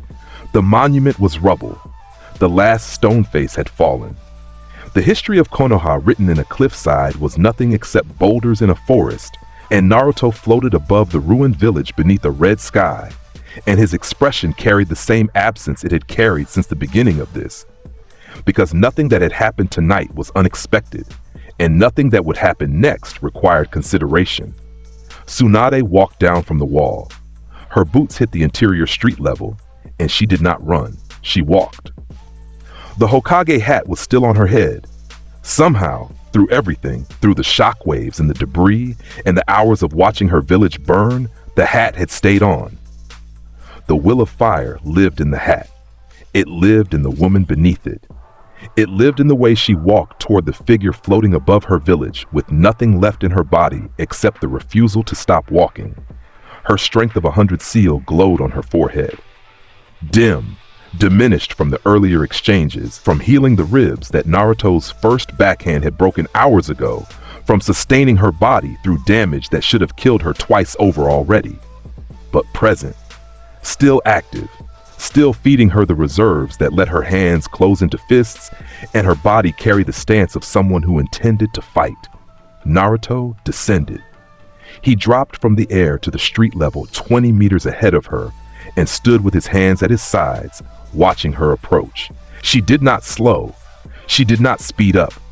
She covered the distance between them at the pace of someone walking to an appointment they intended to keep. Regardless of what waited at the other end, she hit him. Her right fist connected with his chest plate, and the force of it cracked the street behind him for 30 meters in both directions. The seal dumped stored chakra into the blow, amplifying her already monstrous physical output to something that could reshape terrain. Naruto did not move. She hit him again, left fist, the knuckles of her right already aching from the first impact. The street cracked further. A building foundation adjacent to them buckled. She hit him again, right, left, right. Each blow landing with the full authority of the strongest physical combatant the medical corps had ever produced. Each one drawing on reserves that were emptying with every strike, each one landing against an armor that did not dent, against a body that did not shift, against a will that did not acknowledge the assault as something requiring response. She hit him 9 times, and her seal sustained the output. She hit him 15 times, and the diamond mark on her forehead dimmed perceptibly. She hit him 22 times, and the regeneration working on her cracking knuckles slowed. The chakra available for repair competing with the chakra being spent on offense, and both accounts draining towards 0. She hit him 28 times and felt a bone in her left hand snap, and the repair begin and then stall halfway. The seal's output insufficient to sustain both combat and recovery simultaneously. She hit him 37 times. The 37th blow landed with her right fist, and every knuckle in that hand broke simultaneously, and the seal's mark on her forehead flickered once and went out. The regeneration stopped. The chakra stores emptied. Her hands hung at her sides, broken at every joint, the fingers swelling, the skin split across the knuckles, and she stood in front of him with nothing left except the body she was born with and the hat on her head. Naruto took her by the collar of her Kaji robes. One hand, he lifted her from the ground until her feet left the street and her eyes were level with his. She hung from his grip. 160 pounds of Senju legacy and medical genius and Hokage authority, dangling from the fist of something that held her the way a child holds a doll it has grown bored with. She looked at his face, the red eyes filling her vision, the gray skin, the jaw set in granite permanence. The face of a boy she had never helped, never reached, never acknowledged during the years he spent in her village, seeking something none of them had offered. She gathered what saliva remained in her mouth and sesmolunk. At his cheek, a small, wet impact that ran down the gray skin and dripped from his jaw. He held her gaze, 2 full seconds, the spit on his cheek, her eyes on his, the hat still on her head. I am the new god. The omega beams erupted from his eyes at a distance of 18 inches. There was nowhere for them to travel, and nowhere for them to track. Just the light and the woman, and then the absence of the woman, her body erasing from his grip outward. The Kage robes dissolving with the body inside them. The hat, the Hokage hat that had survived every other moment of this night, going with her into the void between existence and whatever Naruto's power held in reserve. The reconstruction began in the air where she had hung. The body reformed from nothing, rebuilt according to the new specifications, the frame expanding as wings split from between the reconstituting shoulder blades, the skin hardening into plates of white and gold that locked together across the torso and limbs. The Parademon Commander Tsunade solidified in the air and dropped to the street on armored feet that cracked the cobblestone on landing. The strength of 100 seal burned on its forehead, the same diamond mark, the same position, but the color now burning red rather than glowing green. The stored chakra within it had converted to omega energy reserves, a power source that hummed in the Parademon's chest with an output that Tsunade's living body had never achieved. It straightened, its eyes, empty of everything the woman had been, locked onto Naruto, and it knelt without command, because the body remembered its builder even when the mind within it was gone. Sasuke was the last. He had been conscious against the gate wall for the entire duration. His Manjikyu Sharingan had recorded every exchange, Kakashi's fall, Gai's death, Tsunade's conversion. The 3-tomo pattern in his bleeding eyes had spun continuously, processing combat data with a speed that outstripped his ability to act on it. His body was broken in multiple places from the first Susanu's destruction. His spine had impacted the wall with enough force to fracture 2 vertebrae. His left shoulder was dislocated. His ribs on the right side were cracked. The Sharingan kept everything in perfect clarity, regardless of what his body could do about it. He had watched. And his mind, the mind that had been the top of his class, that had analyzed and adapted faster than any of his peers, that had taken everything the Uchiha bloodline offered and pushed it further than anyone since Madara, had run every combination. Amaterasu absorbed. Tsukuyomi, worthless against a mind containing the anti-life equation. Susanoo, caught between 2 fingers. Kagutsuchi, flame manipulation meaningless when the flame itself was consumed on contact. Izanagi, reality manipulation at a local level that could not outrun beams tracking through dimensional walls. Izanami, a loop technique that required the target to have a conflict within themselves, and what lived behind those red eyes had never once conflicted about anything. Every combination returned the same answer. There was nothing in the Uchiha arsenal that addressed what Naruto was. Sasuke stood up anyway. His dislocated shoulder screamed. His fractured vertebrae protested every degree of vertical his body achieved. He stood up from the base of the gate wall, and he activated the eternal Manjikyo Sharingan in both eyes simultaneously, because Sasuke Uchiha had spent his entire life meeting impossible opposition with everything he had, and the habit was stronger than survival instinct.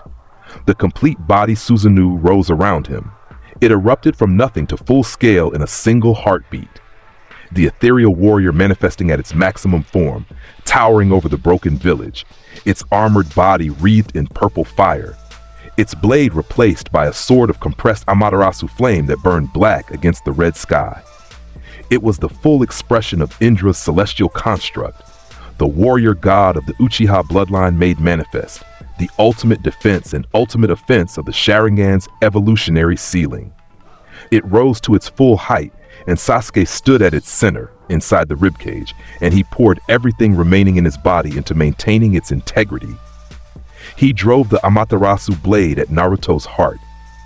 The construct moved with Sasuke's will, the massive ethereal body responding to his Mangekyo as if it were his own flesh, the blade sweeping downward in an arc that could have split a mountain range from peak to base.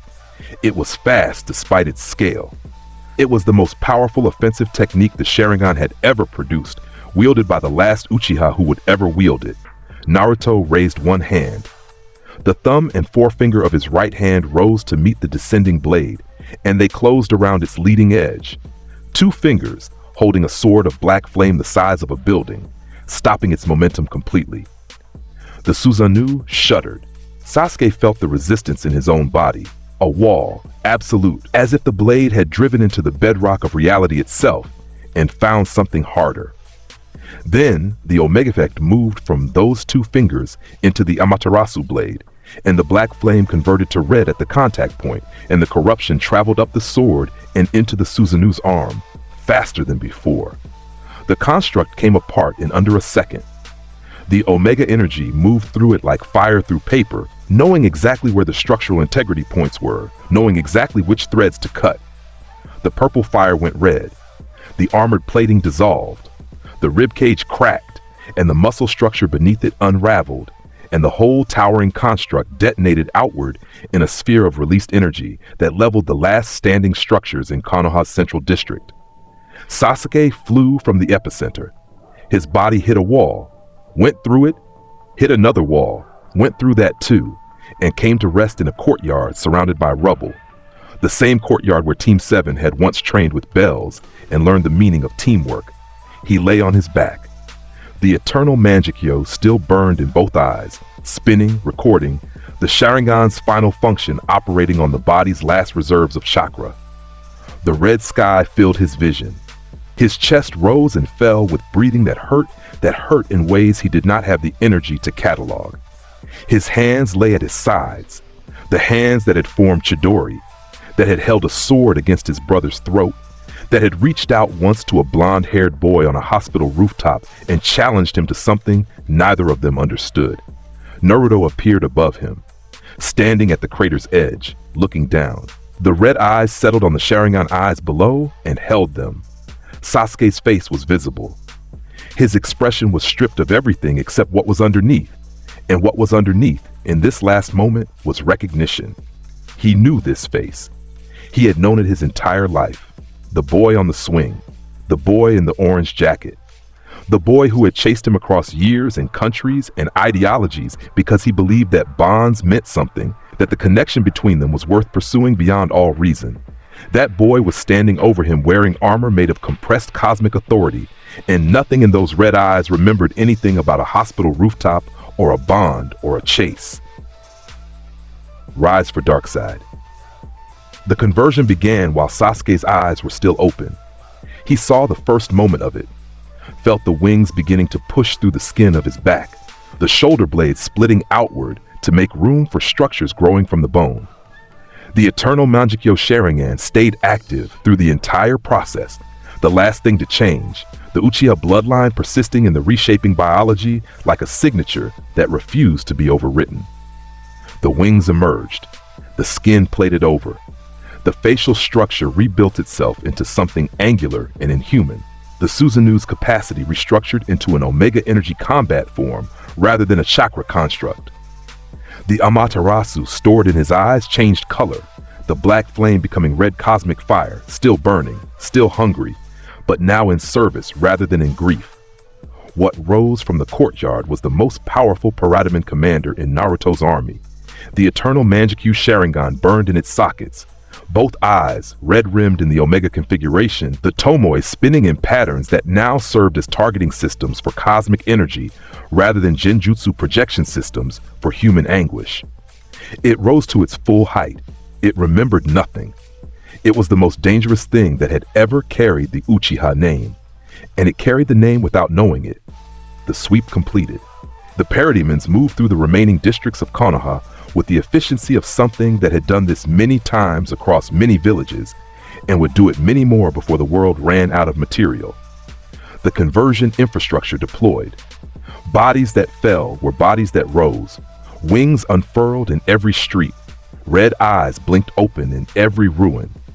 The population of Konoha, every shinobi who had fought, every civilian who had sheltered, every person who had called this village home, moved through the transformation protocols without exception. You belong to Apokolips now. Naruto's voice reached every converted being in the ruins. They did not respond with words. They were past words. They responded with compliance, with the instant reorientation of their new bodies toward his will, with the lifting of wings and the rising of armored forms into the sky above the village, joining the formation, becoming the formation, the population of Konoha converting from a community of individuals into a military asset of a single intelligence. In the northwest corner of the residential district, beneath a collapsed wall that leaned against a support beam to form a triangle of survivable space, a child breathed. A girl, 7 years old, her academy enrollment scroll still in the bag on her back, her face streaked with dust and tear tracks, her body curled into the smallest shape it could achieve. She had been here since the sky turned red. She had heard the sounds, the screaming, the silence that followed the screaming, which was worse. The wings overhead in constant motion, the footsteps that were too heavy to be human, passing through the street outside her hiding place. She looked up through a crack in the rubble. The sky was red. The shapes that moved across it were winged and armored, and their eyes glowed with something that reached through the crack and pressed against her chest. She did not breathe. She did not move. She was 7 years old, and she was doing everything a 7-year-old body could do: to be invisible, to be nothing, to not exist as a target for the things outside. The rubble shifted. Light poured in, red light from above, from the parademon that had landed on the collapsed wall and was pulling the beams apart with its clawed hands, its wings folded against its back as it worked, its eyeless face angled downward toward the space where a small heartbeat was registering against its Omega-enhanced senses. The child saw its face through the widening gap. She saw the red eyes. She opened her mouth to scream, and the sound that came out was too small for anyone to hear over the sound of the rubble being pulled away. And then the gap was wide enough, and the parademon reached in, and there was nothing left after that. The remaining Jinchuriki fell in sequence. A boom tube opened above a monastery in the land of hot water, where Han, the five-tails Jinchuriki, had been living in isolation for 3 years. The man was enormous, steam-armored, his boil release creating a perpetual haze around his body that scalded anything within 20 meters. He erupted into his full-tailed beast form the moment the threshold tore the sky. Kokuo manifesting in a burst of white steam, the horse-dolphin hybrid rearing above the monastery with all 5 tails lashing. The tailed beast bomb formed in seconds, Han and Kokuo operating with the synchronization of years of shared existence. It fired at the figure descending through the boom tube. Naruto raised one hand.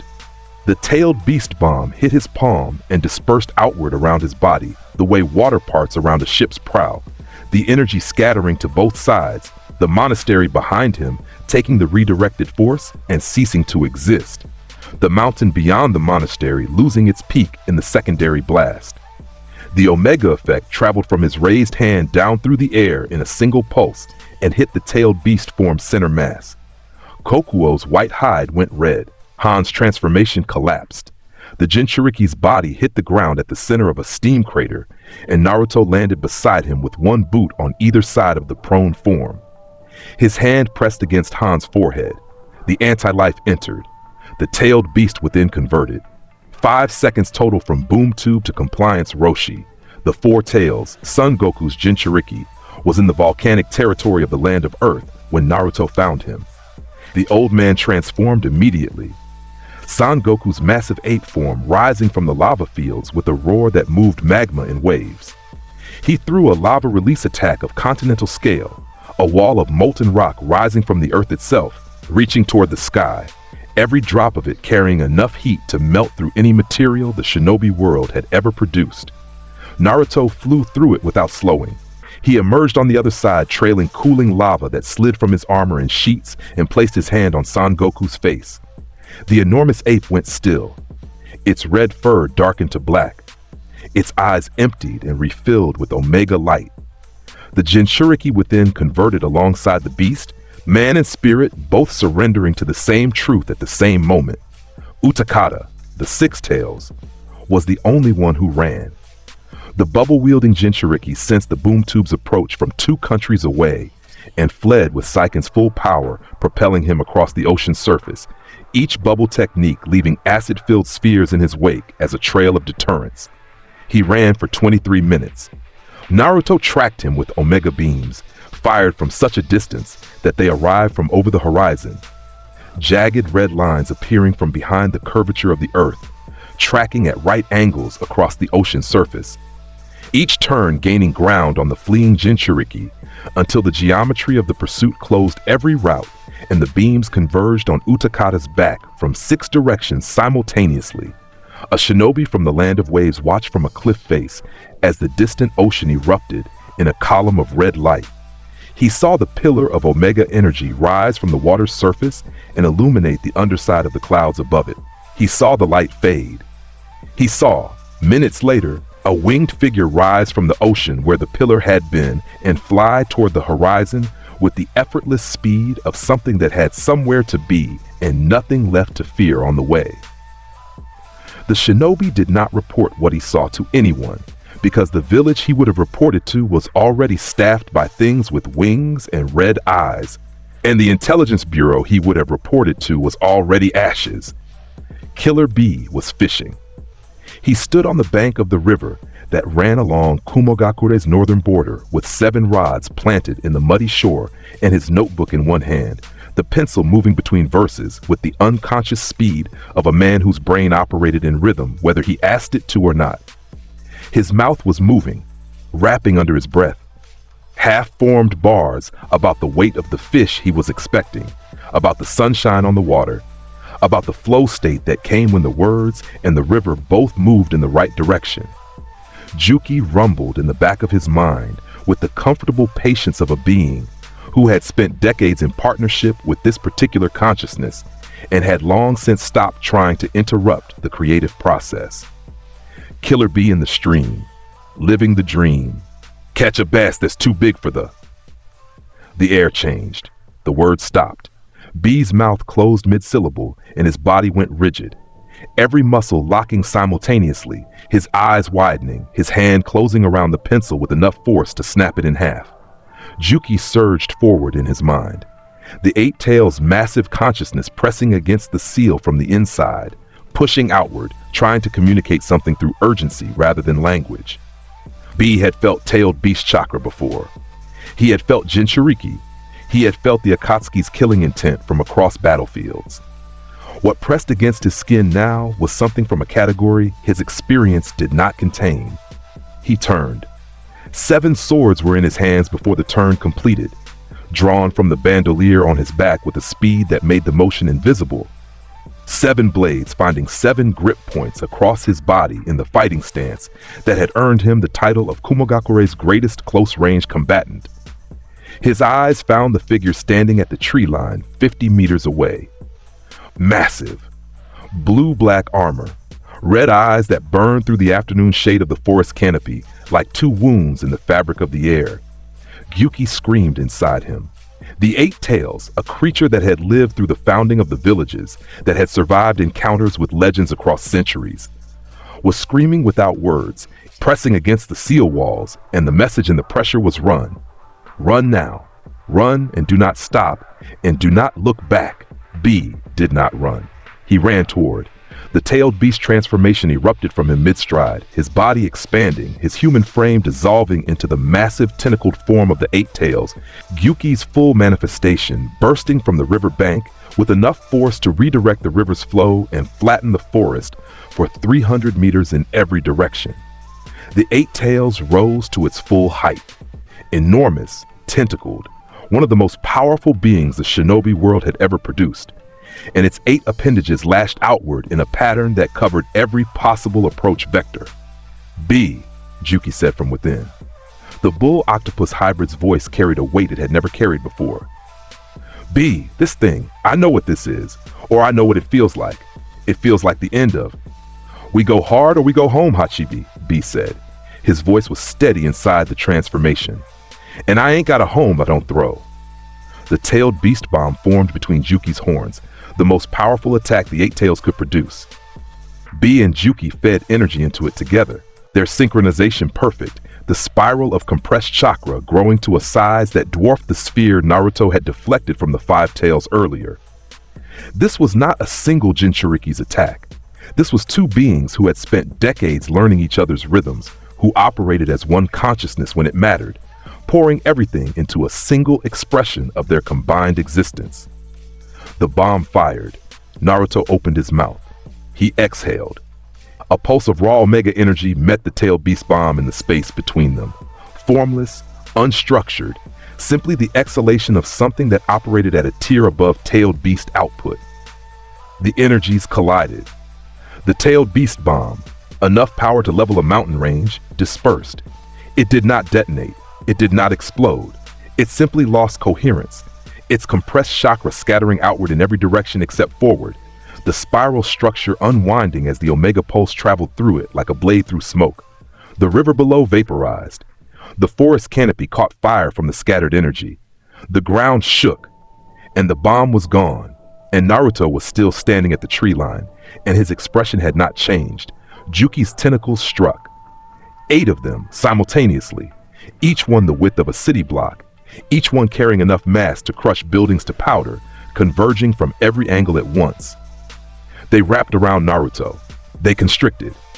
The 8 tails squeezed with everything its physical form could produce, a force that could compress stone to diamond, that had held enemies in place while civilizations formed and fell, that represented millions of years of biological evolution, refined into the perfect containment mechanism.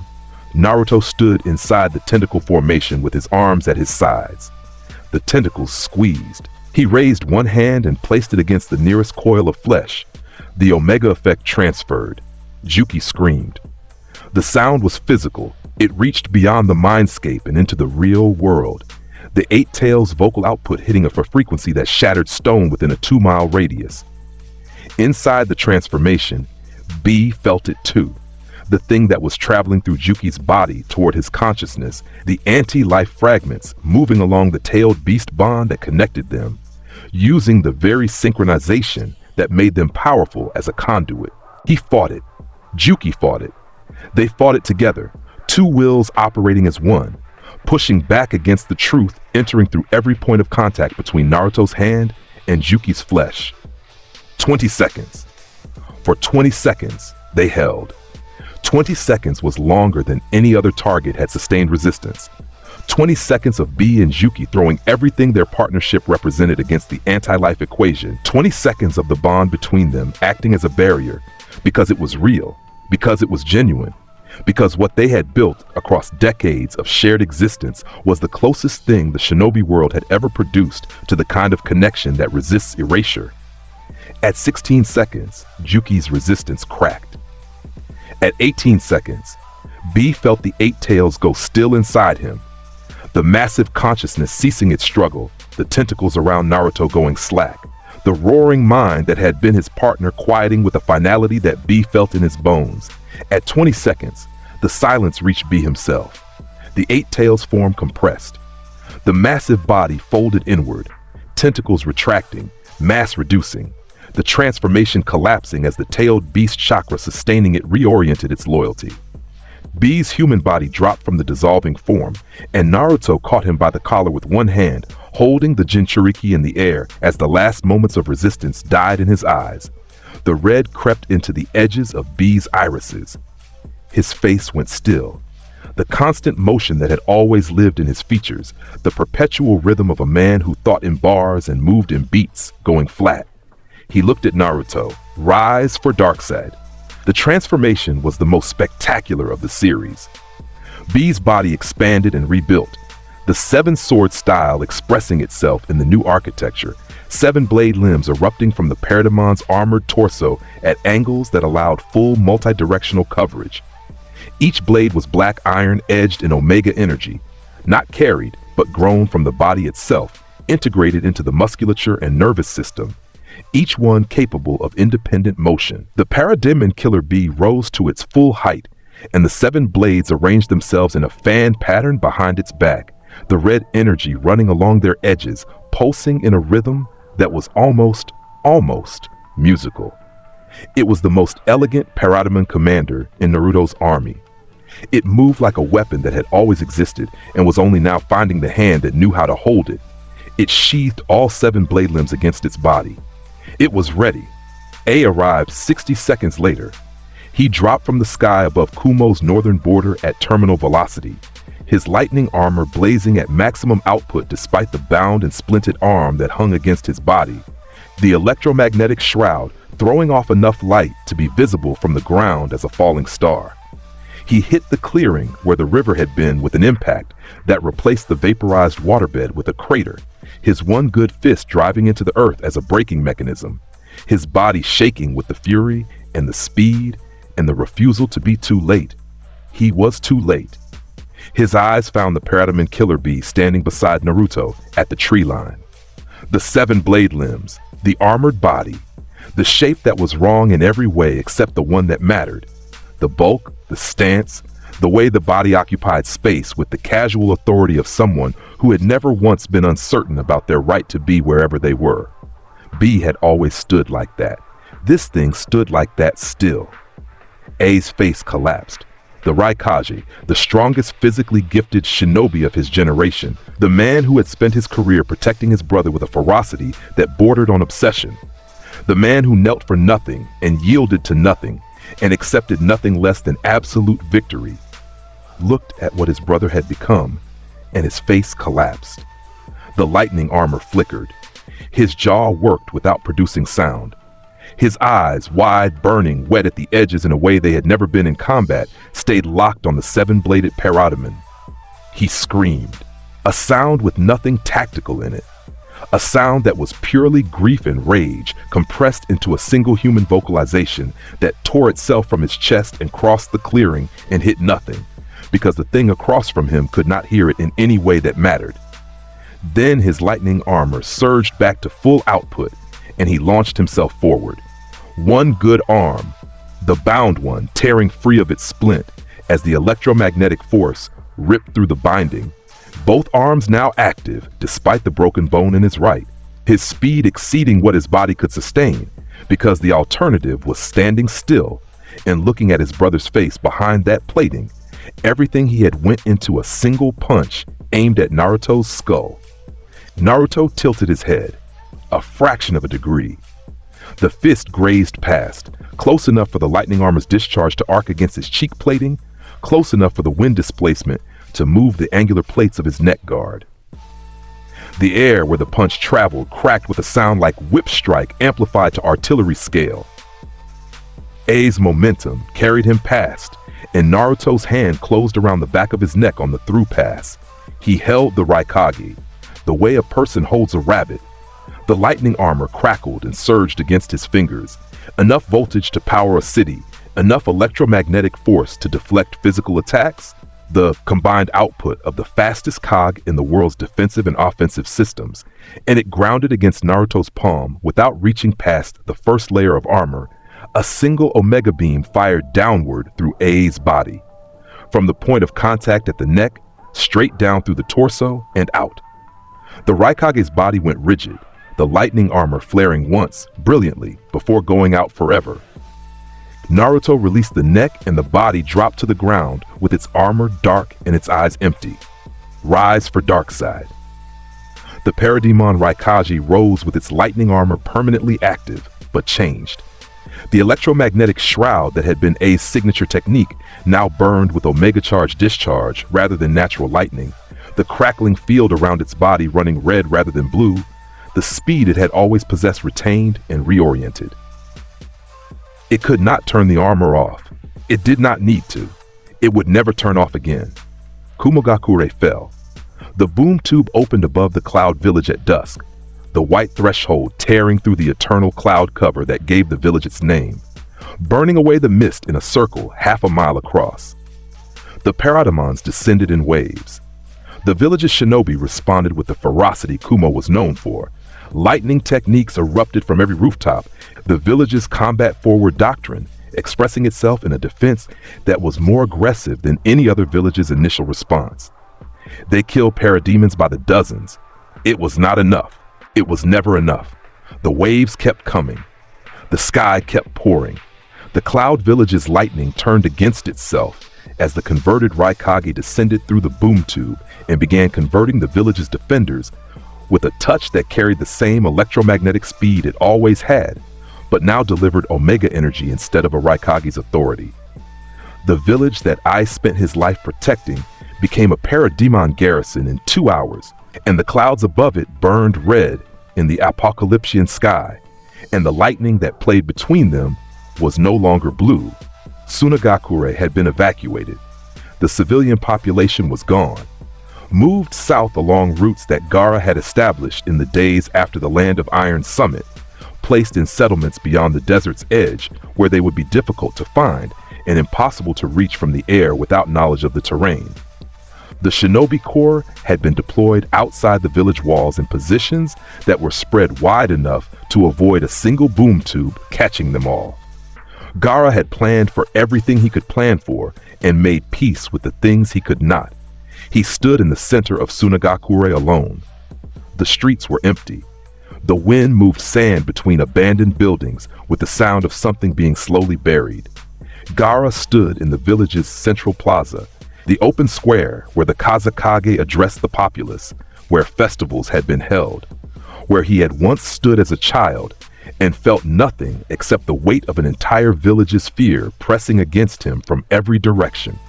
He stood there now and felt the weight of something else, something approaching from above, pressing down through the atmosphere with a gravity that had nothing to do with mass and everything to do with will. His sand moved around him.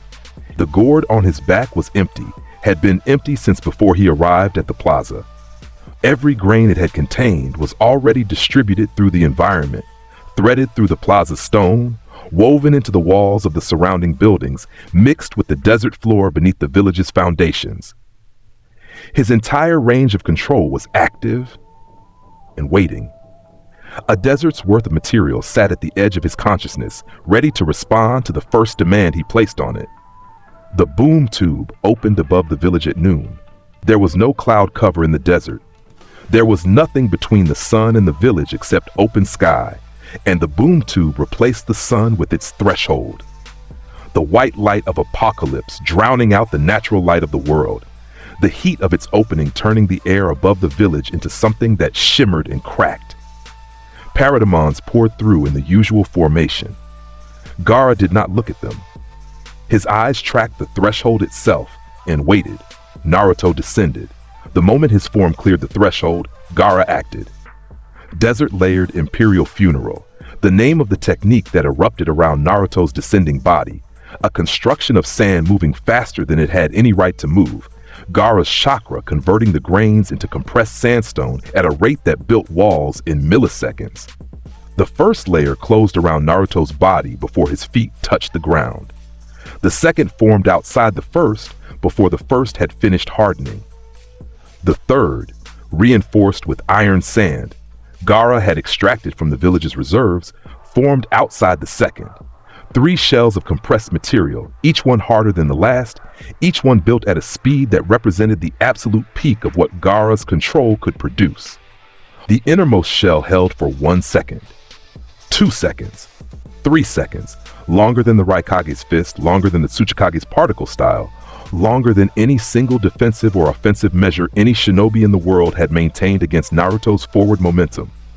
3 seconds was Gaara's achievement.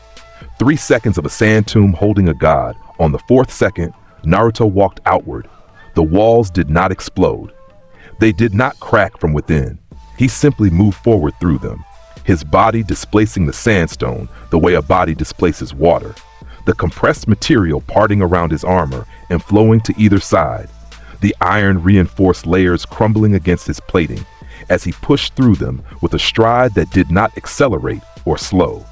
He emerged through all 3 layers in 3 steps, the sand falling away from him in sheets, and he stood in the open plaza air with every grain of Gaara's technique scattered on the ground around his feet.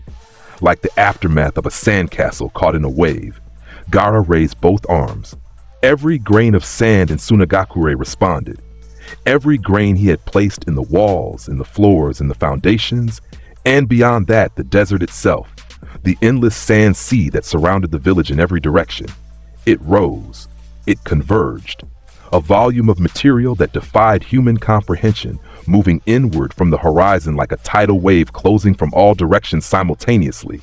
The giant sand burial technique scaled to a level Gaara had never attempted before. Every grain compressed by his chakra to maximum density, the total mass arriving at a single point. The desert swallowed the plaza.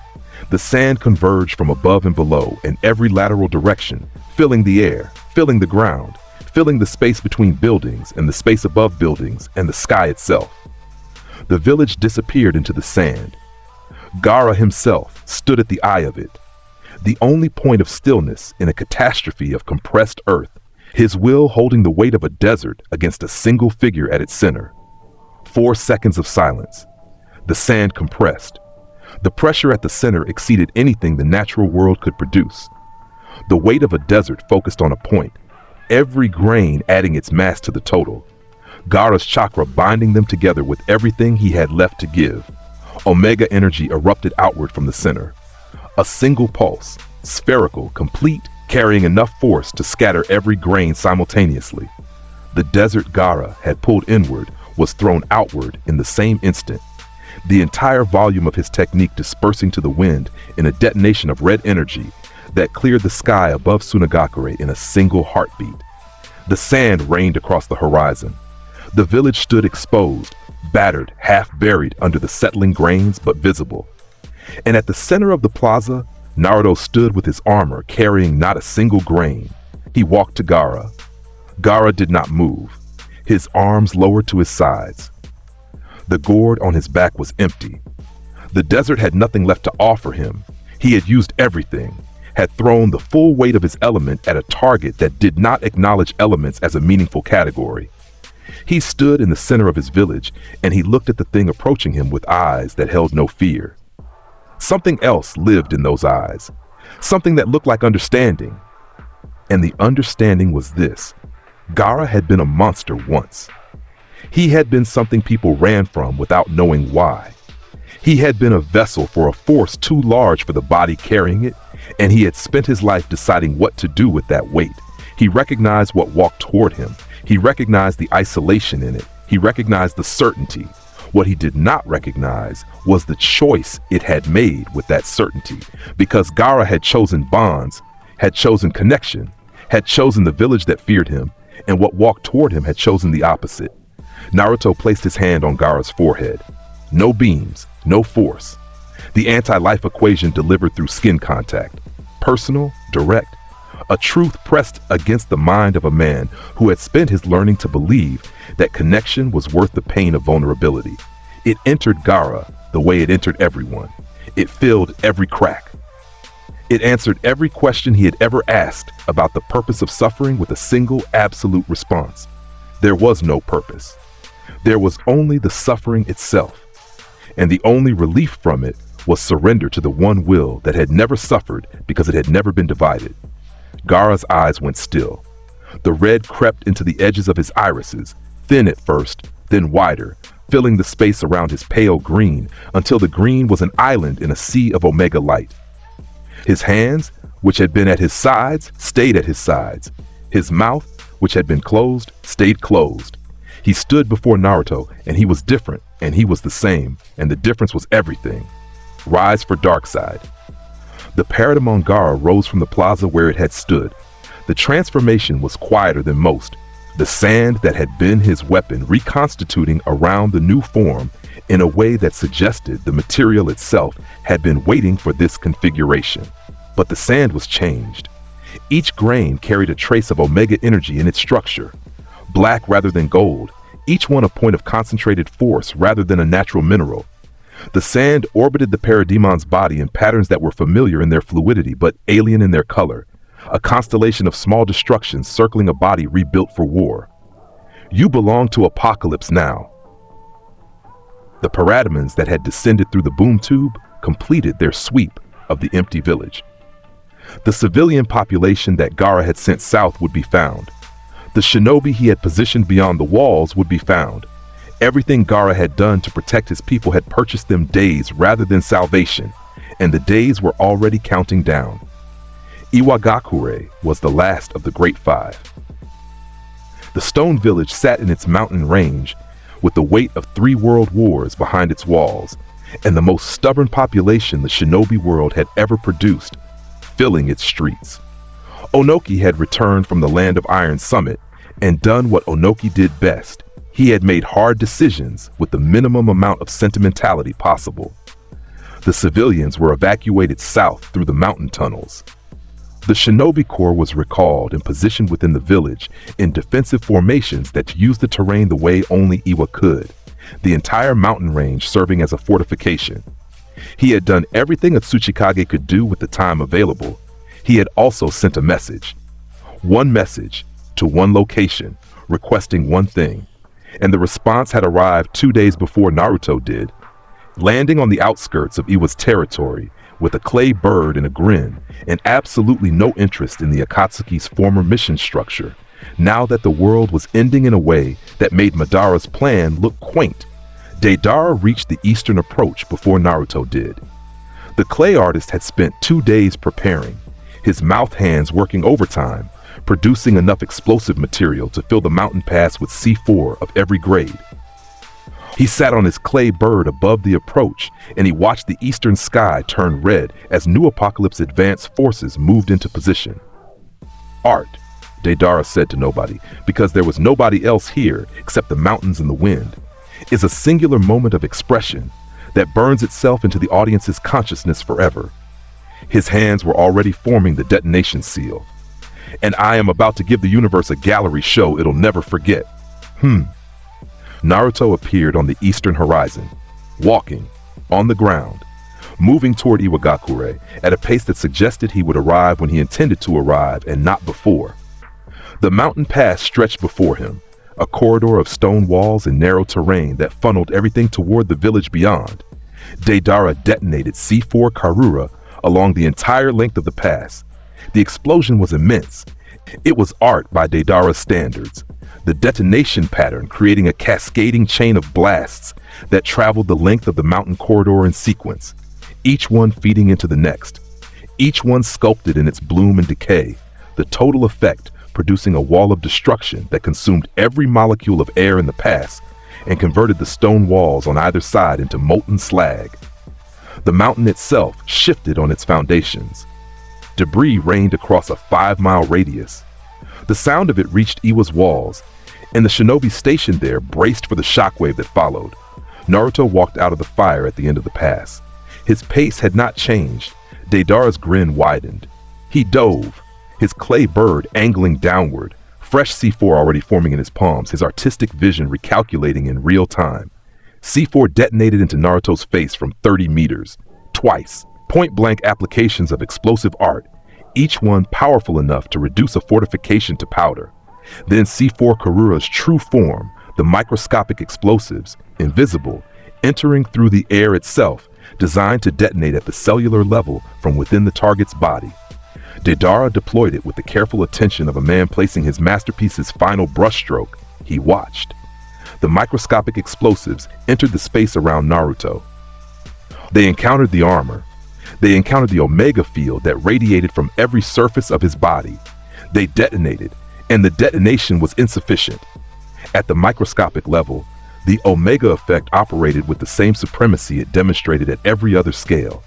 The explosions happened inside the field and were absorbed the way a furnace absorbs a match. Naruto looked up at Deidara on his clay bird.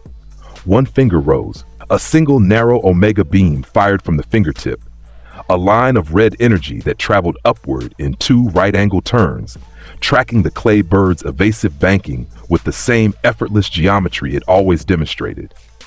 The beam hit the bird. The beam hit the artist on the bird. Both ceased to exist in the same instant. The sculptor and the sculpture, and the art and the ambition and the conviction that destruction could be beautiful, all of it erased in a line of red light that left the sky empty where a grinning man had been. Rise for Darkseid. The paradigm of Deidara rose from the past below. Its mouth hands were gone. The palms that had shaped clay into art replaced by vents in the armored gauntlets that produced something else entirely. Omega energy gathered at the Parademon's palms and erupted outward in bursts of red force that detonated on contact with anything they struck. Explosions still, in the strictest sense, but carrying the Omega charge rather than artistic expression. The Parademon tested its new output against the mountain wall to its left. The stone vaporized in a sphere of red light. It turned toward Iwa and began flying. Onoki met Naruto in the main street of Iwagakure. The Tsuchikage floated at the center of the village's broadest thoroughfare, the stone buildings rising on either side of him like the walls of a canyon, the mountain behind the village visible above the rooftops, the sky above already carrying the red tint of what was coming. His body was ancient, his spine curved, his hands shook when he was not concentrating on keeping them still. He had been the Tsuchikage for longer than most shinobi lived, and the weight of those decades sat in his posture like something physical he was carrying. Both hands extended. Dust release formed between them, the cone of molecular dismantling that was the Tsuchikage's signature, the technique that operated at the atomic level, that broke bonds between molecules, that could erase anything physical from existence. He had fired it once at the Land of Iron summit and watched the Omega beams erase it in transit. He knew this would happen again. He fired it anyway because he was Onoki of both scales, and he would stand in his village and use his technique and face what came, and that was the entirety of the decision. Particle style, atomic dismantling jutsu fired at maximum output. The cone expanded from Onoki's palms and filled the width of the street. Molecular dismantling radiating outward in a wave that should have unmade anything in its path. Naruto walked into it. His boots hit the street surface inside the technique's active zone and continued forward. The particle style parted around his armor, the molecular bonds it attempted to break finding nothing to grip, the atomic level operation encountering a structure that existed above the level of atoms, that did not use molecular bonds as its foundation, that simply was in a way that the particle style's dissolution could not address. He walked through it. Step after step, the cone washed over him and around him and achieved nothing, and Onoki poured his chakra reserves into sustaining the output as the figure inside it grew closer. When Naruto was 4 meters away, Onoki stopped the technique. His hands lowered. His body dropped 3 inches in the air, his flight jutsu responding to the sudden depletion of chakra with a momentary loss of altitude that he corrected immediately. He looked up at the figure in front of him. His face carried no despair. It carried only the particular expression of a man who has been carrying something heavy for a very long time and has decided in this moment that the carrying is done. Iwagakure has stood through 3 wars, Onoki said. His voice was rough and old and did not waver. Through the founding, through the great conflicts, through everything the world threw at these mountains. He looked at Naruto's face. He did not look away. You're the first thing I've seen that's actually bigger than these walls. And I'm old enough to admit it. The Omega beams fired. Twin lines of red energy crossed 4 meters of air in a single jagged trajectory and erased the oldest Kaji from existence. His body went. His flight jutsu went. The ancient stubbornness that had kept him airborne for decades went. The air where he had hovered carried nothing except the fading glow of Omega energy. Rise for Darkseid. The Parademon Onoki rose from the street below. It was smaller than most. The ancient body's frame retained at its diminished scale, the armor plating compensating with density rather than size. It hovered without effort, its wings vestigial given the flight capability hardwired into its new architecture. The particle style was retained, but the molecular dismantling it produced now carried omega energy at the atomic level. Each bond it broke replaced by an omega bonded structure rather than nothing. It did not erase matter anymore. It converted it. Every surface it touched became apocalyptian. Iwa's streets filled with the same conversion process that had consumed every village before it. The stone shinobi fought with the stubbornness they were legendary for, Earth-style techniques creating barriers that held for seconds longer than other villages' defenses had. The mountain itself serving as a weapon under their hands. The terrain advantage that Onoki had spent his career building, buying minutes that other villages had not purchased. It was insufficient by the same margin. The parademons moved through the mountain village in coordinated sweeps, and the stone walls that had stood through 3 wars fell before the conversion was complete. And the last of the 5 great villages wore red eyes under a red sky before the sun set. In a cave system beneath the ruins of the Land of Rain, the Akatsuki convened for the last time. The holographic communication jutsu flickered with interference, the omega energy saturating the atmosphere, degrading the chakra signals that maintained the connection.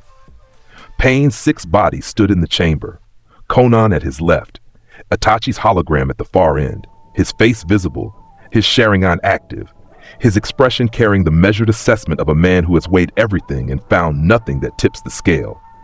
Kasame's hologram beside Itachi, the shark man's grin present, but carrying an edge beneath it that had nothing to do with amusement. 5 villages, Pain said. His Rinnegan swept the room. 4 Kage, 7 Jinchuriki. Every force sent against him has been consumed and added to his strength. The world we intended to control is being removed from under us. Jinchuriki are gone, the plan's done, Kasame said. His grin held. So what's left? Fight the thing that ate the plan? The grin widened. Sounds like fun. Itachi said nothing for a long moment. Then, his power absorbs, it converts. Every force applied against him becomes his force. The standard approach, overwhelming power applied directly, feeds what we're trying to stop. His voice was even. It was always even. The solution, if one exists, is not combat. There is no solution, Pain said. The words landed in the cave with the weight of a Rinnegan's assessment. There is only the choice of how we meet what comes. Do we sit here and wait for it to reach us, or do we go to it and make it earn our ends? Conan looked at him. Her amber eyes held something that the paper mask of her expression did not usually allow through. Something personal, something that existed between her and Nagato, rather than between Pain and his soldiers. She did not speak. We go, Pain said, together, all of us, everything we are.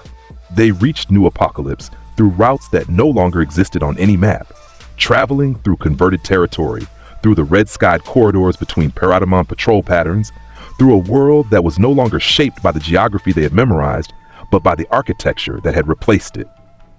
The fortress was visible from 50 miles out, the fire pits, the towers, the formations overhead. It was larger than it had been in the earlier reports. It was always growing. They entered together. Kisame split from the group inside the first corridor, his massive form peeling away into a side passage, Samahata already uncovered on his back, the bandaged blade scales rippling with anticipation. He moved through the interior of New Apokolips with the efficient aggression of a man who had spent his career enjoying fights he probably should not enjoy. And the Parademon garrison met him in the first corridor junction. He was magnificent.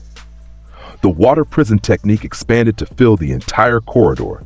Hundreds of cubic meters of water manifesting from his chakra and trapping the Parademon squad in a sphere of crushing pressure.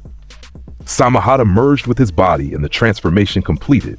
The Shark Man hybrid, gills flaring, teeth extending, his body becoming something aquatic and terrible that moved through the water prison with a speed the Parademons could not match. He tore through them. Chakra drained through Samahata with every contact. The blade's absorption capability pulling energy from each Parademon it touched, weakening them, slowing them. He killed dozens, then scores. The corridor filled with defeated Parademon bodies, and Kasame swam through the carnage with the efficiency of a predator in its ideal environment, The Parademon Jiraiya dropped through the ceiling above the water prison. It hit the technique from above, its mass punching through the water sphere's surface tension, its omega-enhanced body entering the liquid space with a speed that should have been impossible for something its size. Kasame sensed it immediately. Samahada's scales contracted in warning, the blade's instinct screaming at him before his own eyes found the shape descending through the water toward him. He twisted. He brought Samahada up in a defensive arc. The blade made contact with the Parademon's chest, and Samahada absorbed. It absorbed the Omega energy radiating from the Parademon Jiraiya's armored plating. Samahada's scales opened wide, drinking in the power the way it drank everything, the blade's fundamental nature, responding to energy the way it always responded, by taking. The Omega energy poured through Samahada's structure and into Kasame's merged body, and the conversion happened in the space between one heartbeat and the next. Samahada's absorption had been a defense mechanism for decades. It had never encountered a power source that used the absorption as an entry point rather than a vulnerability. Kasame's grin was still on his face when his body began to change. The Sharkman hybrid form twisted, the scales hardening further, the teeth multiplying, the gills sealing over and being replaced by Omega energy vents. Samahada itself fused completely into his spine, no longer a separate entity, no longer a blade, but an integrated part of the Parademon's dorsal structure, its scales now carrying Omega charge rather than chakra absorption capability. The water prison collapsed as its creator's chakra signature converted to something else entirely. The fastest conversion in the story, 2 seconds from absorption to compliance, because Samahada had done all the work for him. Itachi reached the throne room alone. He moved through the final corridor with the economy of motion that had defined his entire existence. Each step placed with the awareness of a man who had never wasted a single movement in his life, whose body had been too ravaged by illness to afford waste, whose efficiency had become a philosophy. The throne room doors stood before him. Massive, black iron, inscribed with angular sigils that radiated wrongness at a frequency his Sharingan could perceive but could not categorize. He pushed them open. The room stretched before him, vast, firelit, the ceiling lost above him, the walls lined with burning trenches. At the far end, elevated, the throne. And on the throne, Naruto Uzumaki, massive, still, his red eyes fixed on Itachi from the moment of his entry with the patience of something that had been expecting this specific visitor. Itachi activated his Manjikyo Sharingan. The Susanoo rose around him, ethereal, red-orange, wreathed in the fire of Itachi's remaining lifespan. Within the Susanoo's right hand, the Totsuka blade materialized, the ethereal sealing sword, the blade that imprisoned anything it pierced in an eternal genjutsu, the weapon that had ended Orochimaru's ambitions in a single stroke. It was the most elegant offensive tool the Sharingan had ever produced, and Itachi wielded it with the fluid precision of someone who had only ever needed one attempt at anything. He launched it at Naruto in a single motion. The Susanoo's arm drove forward, and the Totsuka blade crossed the distance between them. The ethereal edge aimed at center mass, the sealing space opening at its tip like a mouth preparing to swallow. The blade hit. The sealing space opened around the point of contact with Naruto's chest. The Genjutsu dimension manifesting, the eternal imprisonment technique activating, the edge beginning to pull the target into the space between dreaming and oblivion. For one instant, one fraction of a second, the technique held. The blade was inside, the seal was active, the imprisonment was beginning. The Omega effect detonated from within the sealing space. The Genjutsu dimension shattered. The sealing space, infinite in its depth, eternal in its duration, designed to hold anything forever, cracked from the inside. The Omega energy radiating outward through its structure like heat through glass, finding every flaw in the dimensional architecture and pressing until the flaws became fractures and the fractures became failure. The Totsuka blade dissolved from the tip backward, the ethereal metal losing cohesion as the space it connected to collapsed, each inch of the blade vanishing as the dimension behind it ceased to exist. The Susanoo lost its right arm. The construct shuddered. Itachi felt it in his body. The loss of the technique, registering as a physical absence in his right shoulder, his mangekyou burning with the strain of maintaining what remained. He did not retreat.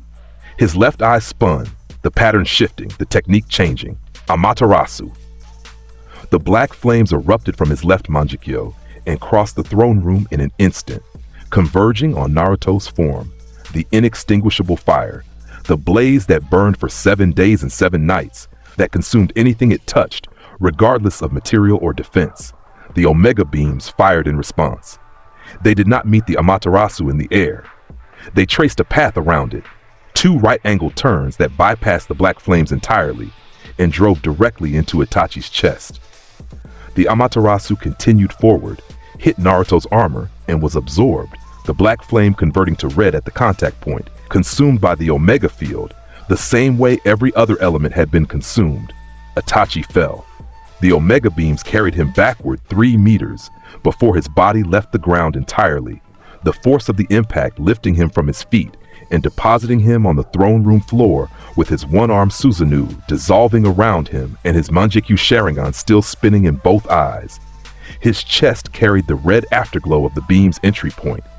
His body, already ravaged by disease, already operating at the edge of what his constitution could sustain, lay on the black iron floor, and his breathing was shallow, and his eyes were open, and he was exactly himself. His face in his last moment was what it had always been. Measured, complete. The face of a man who had weighed every option available to him, had chosen the one he considered most correct, and had accepted the consequences with the same equanimity he accepted everything. His Mangekyou was still active. His lips moved once, forming words too soft to hear across the throne room's distance. Words that might have been a name, that might have been an apology, that were for someone who was not in this room and would never know they were spoken. Rise for Darkseid. The parademon Itachi rose. The Mangekyou Sharingan burned in its sockets, red-rimmed, the pattern preserved, the tomoe spinning in their eternal configuration behind a rim of Omega light. It straightened. It was tall and spare and moved with the same economy that Itachi had carried in life. Each motion placed with awareness, each adjustment serving purpose. The Amaterasu it could produce had changed color. The flames that gathered at the edges of its vision were no longer black. They were red. Omega-charged cosmic fire that would burn until Naruto told them to stop and would consume anything their creator designated as fuel. The most beautiful and most terrible parademon commander in the army rose to its full height and turned to face its master with eyes that held nothing of what had been behind them moments ago. Outside, Conan was already working. 600 billion paper sheets. The full output of decades of preparation, the technique she had developed as a countermeasure for the god she once believed Obito to be. Cover the exterior of the throne room building in a shell of explosive potential. Each sheet was a bomb. Each bomb was individually crafted. The total yield, if detonated simultaneously, exceeded any single explosive event the shinobi world had ever produced. She had spent her life building this technique. She had spent years folding paper and infusing chakra and imagining the day she would need everything. She triggered the detonation. The building erupted. The explosion was sustained, not a single blast, but a 45-second cascading detonation of 600 billion individual explosive notes, each one firing in sequence to maintain maximum energy output across the duration, each one adding its force to the ongoing inferno. The building did not collapse. It ceased to have coherent structure. It became a sphere of white fire and concussive force that expanded outward for the full duration. The heat reaching temperatures that exceeded volcanic core, the pressure waves flattening every structure within a mile radius. Conan stood at the perimeter. Her paper wings held her aloft.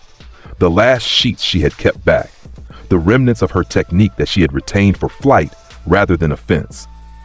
She watched the explosion with amber eyes and a face that carried something fragile beneath its composure. This was everything. This was the sum total of a woman who had spent her life being the practical one, the prepared one, the one who always had a counter folded and ready. If this was insufficient, there was nothing after it. The fire burned for 45 seconds. Then it faded. The smoke cleared, pushed outward by something that did not wait for wind. The building was gone. The entire structure had been consumed by the detonation, reduced to ash and scattered materials. The ground where it had stood was a crater 20 meters deep. Naruto walked out of the crater. He was trailing fire, small licks of flame clinging to the edges of his armor plating, dying as they lost contact with the surface. He had been thrown by the blast. The explosive force had carried him across the courtyard and deposited him at the far edge, and he was walking back, walking, his pace unhurried, his armor intact, his red eyes tracking through the smoke toward the woman hovering on paper wings at the perimeter. Conan sent everything she had left at him. Every sheet of paper remaining on her body and in her reserves launched forward in a single wave. Cutting edges, explosive tags, the full variety of her arsenal compressed into one final action. The wave reached him, and he raised one hand, and it parted around his palm the way water parts around a rock. Each sheet splitting around the force of his presence, none of them reaching the body behind the hand. The paper scattering to both sides and falling to the ground as ordinary sheets. He reached her. She was out of paper. She hovered on wings that had nothing left to give, and she looked at him with eyes that were amber and bright and carried the full weight of a life spent preparing for threats that turned out to be smaller than this. Her face, in this last moment, held something that resolved itself as acceptance. Not the anti-life kind, not the forced peace of surrender to inevitability. Something simpler, something that said, I used everything, I prepared everything. And it was insufficient, and that is what happened. And I am still myself at the end of it. The Omega beams fired. Conan erased. The paper wings dissolved with her body. Rise for Darkseid. The parademon Conan rose. Its wings were not membrane or leather. They were paper. Hundreds of thousands of sheets, each one carrying Omega charge, forming wings of layered destruction that could fire individual explosive pages with the precision of a weapon system rather than a jutsu. It rose into the air above the courtyard and took its position. In a cave far from New Apokolips, the furthest point from the action, the place where the real power had always sat while the six paths moved, Nagato waited. His mechanical walker supported his wasted body. The six path chakra receivers lay inert around him, the connection severed hours ago when the body stopped responding. He was alone with his body and his eyes and the silence of a cave that was about to become very crowded. The boom tube opened 3 meters from his walker. Naruto stepped through. The cave was small. Naruto was enormous. His presence filled the space. His armor reflecting the boom tube's fading light, his frame forcing the cave's proportions to accommodate him through sheer occupation rather than expansion. He stood in front of Nagato's walker and looked down at the man who had called himself a god. Nagato's Rinnegan looked back, the eyes that had seen every path, that had channeled the techniques of 6 bodies, that had controlled gravity and resurrection and soul extraction, processed what stood before them with the same analytical depth they had applied to everything for 30 years. His body was wasted. His limbs were atrophied. His hair was thin and red and fell around a face that had aged decades beyond its years. But his eyes were the same, vast and purple and ringed with the ripple pattern that meant he could see everything about the thing in front of him. What he saw made the corners of his mouth turn downward by a fraction. The rest of his face did not move. I sought to teach the world the meaning of pain, Nagato said. His voice was soft, not from weakness, but from the particular register of someone who has stopped trying to be heard by anyone except the person directly in front of them. I thought understanding pain was the path to peace, that if everyone suffered enough, they would choose to stop. But you don't teach. You don't offer a choice. His eyes traced the contours of Naruto's armor. You simply are the answer. And the answer is that the question never mattered. I am the new god, Naruto said. The anti-life equation entered Nagato through his eyes. The Rinnegan, those purple ripple pattern windows that had perceived every technique, every path, every dimension of the shinobi world's power structure, received the truth directly. It entered through the visual cortex and spread inward, filling the pathways that the Rinnegan's perception had mapped across every aspect of Nagato's consciousness. It was fast.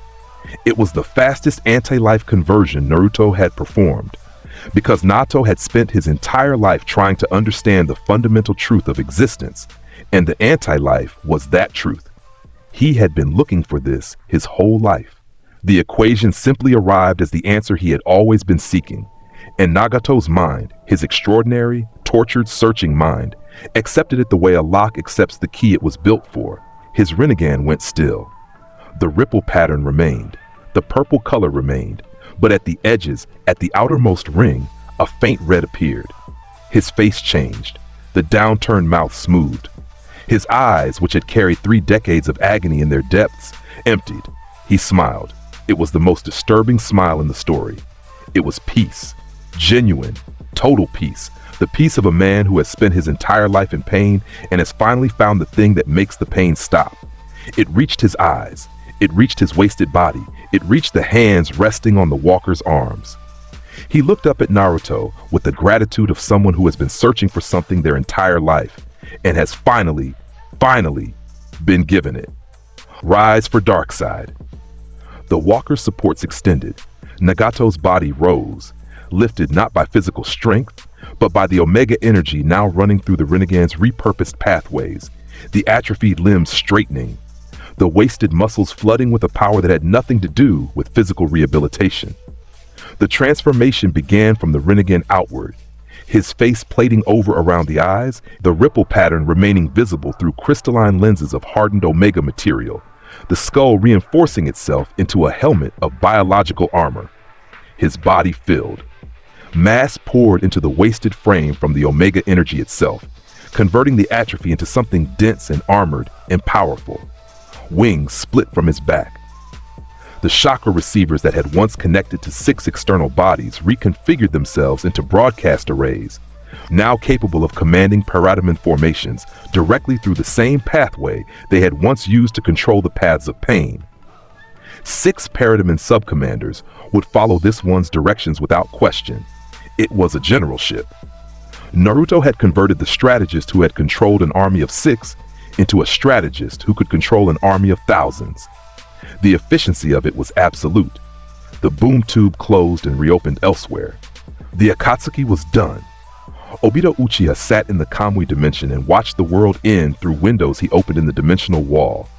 He had been here since the Land of Iron summit. He had watched Konoha fall through a portal no wider than his face. He had watched the Jinchuriki convert one by one. He had watched the Akatsuki march into New Apokolips and fail to march back out. He had seen everything from the safety of a dimension only he could access, a space between spaces that existed at his eye's command and had served as his sanctuary for decades. He was afraid. The fear was not new. He had been afraid since the moment Pain's intelligence reports first described what was growing in the volcanic wastelands. But the fear had been manageable then, contained by the scope of his plan and the certainty that his own power put him in a category above conventional threats. The Tsuki no Me would override everything. The infinite Tsukuyomi would rewrite reality itself. Whatever this Naruto had become, it would be caught in the dream like everything else. That certainty was gone. It had been gone since Konoha. The thing he had watched through his portals did not operate on the same axis as Genjutsu. The Omega energy he had observed absorbing every technique thrown against it existed in a space that chakra could not reach and Genjutsu could not address. His plan was dead. His plan had been dead for months. What remained was Obito Uchiha, alone in a pocket dimension, trying to decide what to do with whatever time remained before the thing outside found a way in. He had one advantage, one remaining card: his intangibility, the Kamui technique's defensive application. The ability to shift his physical form partially into the Kamui dimension, making himself untouchable in the material world. The Omega beams tracked targets through space. He had watched them zigzag, adjust, pursue. They were predatory in their geometry, but they operated in physical space. If his body was not fully in physical space, the beams had nothing to hit. It was thin logic. He knew it was thin logic, but it was all he had. He stepped through the Kamui portal and into the world. The landscape outside was unrecognizable, converted territory stretching in every direction, the red sky overhead, the fire pits visible on the horizon. He had chosen to emerge at the border of New Apokolips itself, because if he was going to do this, he was going to do it directly, and because Obito Uchiha had stopped being a man who ran a long time ago, Regardless of what his recent behavior suggested, his manjikyu spun. His body phased, the right side going translucent first, then the left, his form becoming half present in both dimensions simultaneously. He walked toward the fortress with the confidence of a man whose only remaining option is to believe in his own technique. He found Naruto in the throne room, seated, waiting.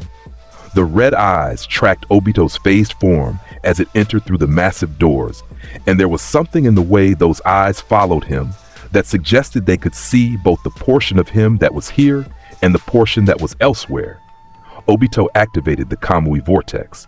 His right eye's spiral appeared in the air before him, the spatial distortion rotating, pulling, the technique reaching for Naruto's form with the intent to drag it into the dimension. The vortex caught the edge of Naruto's armor.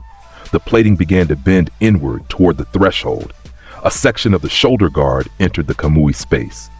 The Omega effect fired from within the Kamui dimension. Red energy erupted from inside the pocket space. From whatever portion of Naruto's form had entered the threshold, the Omega effect reached the interior of the dimension and found it. And the dimension was smaller than the Omega effect. And the Omega effect did not acknowledge dimensional walls as meaningful barriers. The energy radiated outward through the Kamui space, not destroying it, not collapsing it, filling it, converting it. Every surface of the pocket dimension that Obito had used as his sanctuary for decades was suddenly saturated with Omega energy. Every wall and floor and impossible geometry of the space between spaces rewritten with the red frequency of Apokolips. Obito staggered. His right eye burned, the Manjikyu pattern searing with pain as the dimension it connected to changed states. The intangibility wavered. The phase state that kept him half present in both dimensions shuddered as the dimension that made up the other half of his existence became something else entirely. He reached for Kamui, tried to open it, tried to step through, tried to access the space that had been his for decades. The space was still there. He could feel it through the eye. He could feel what filled it now. Omega energy, wall to wall, pressing back against the Manjikyu's access with a resistance that was not denial but ownership. The dimension that had been his was no longer his. He would never use that eye again. He stood in the throne room, fully tangible, fully present, both phases of his existence now occupying a single plane because the other plane had been taken from him. His Sharingan was exposed, the single red eye spinning in its socket beneath a mask that suddenly felt very thin. He looked at Naruto for a long moment, the god on the throne, the red eyes, the stillness that carried more authority than anything Obito had ever performed through his mask. Obito reached up and pulled the mask from his face. Beneath it, the scarred tissue of the right side, the reconstructed white Zetsu material that filled the gaps where his body had been crushed, the eye socket that held the Sharingan he had given to Kakashi decades ago, now empty. Kakashi was a parademon, and the eye was with him. The left eye's Manjikyu still spun, but it was spinning against nothing. The dimension was gone. The intangibility was gone. The plan was gone. The mask was gone. The face beneath was a man's face, a tired one. The Omega beams fired. They crossed the throne room in a single instant. No zigzag needed at this distance. The geometry of the trajectory a straight line from eyes to target. Obito erased. The mask hit the floor, the spiral pattern cracking on impact, the orange paint chipping, and what had been behind it was gone. Rise for Darkseid. The parademon Obito rose. The white Zetsu material that had composed half its body served as an excellent foundation for parademon architecture. The cellular structure already designed for modification, already plastic and adaptable. The Sharingan in its left socket retained its Manjikyu pattern, but the right socket, the empty one, filled with something new. An Omega lens. A targeting system that saw across dimensional barriers and through spatial distortion and could direct beam attacks into pocket dimensions, because the Kamui dimension's conversion had created a template for dimensional warfare that this parademon could now replicate. The white Zetsu army converted simultaneously.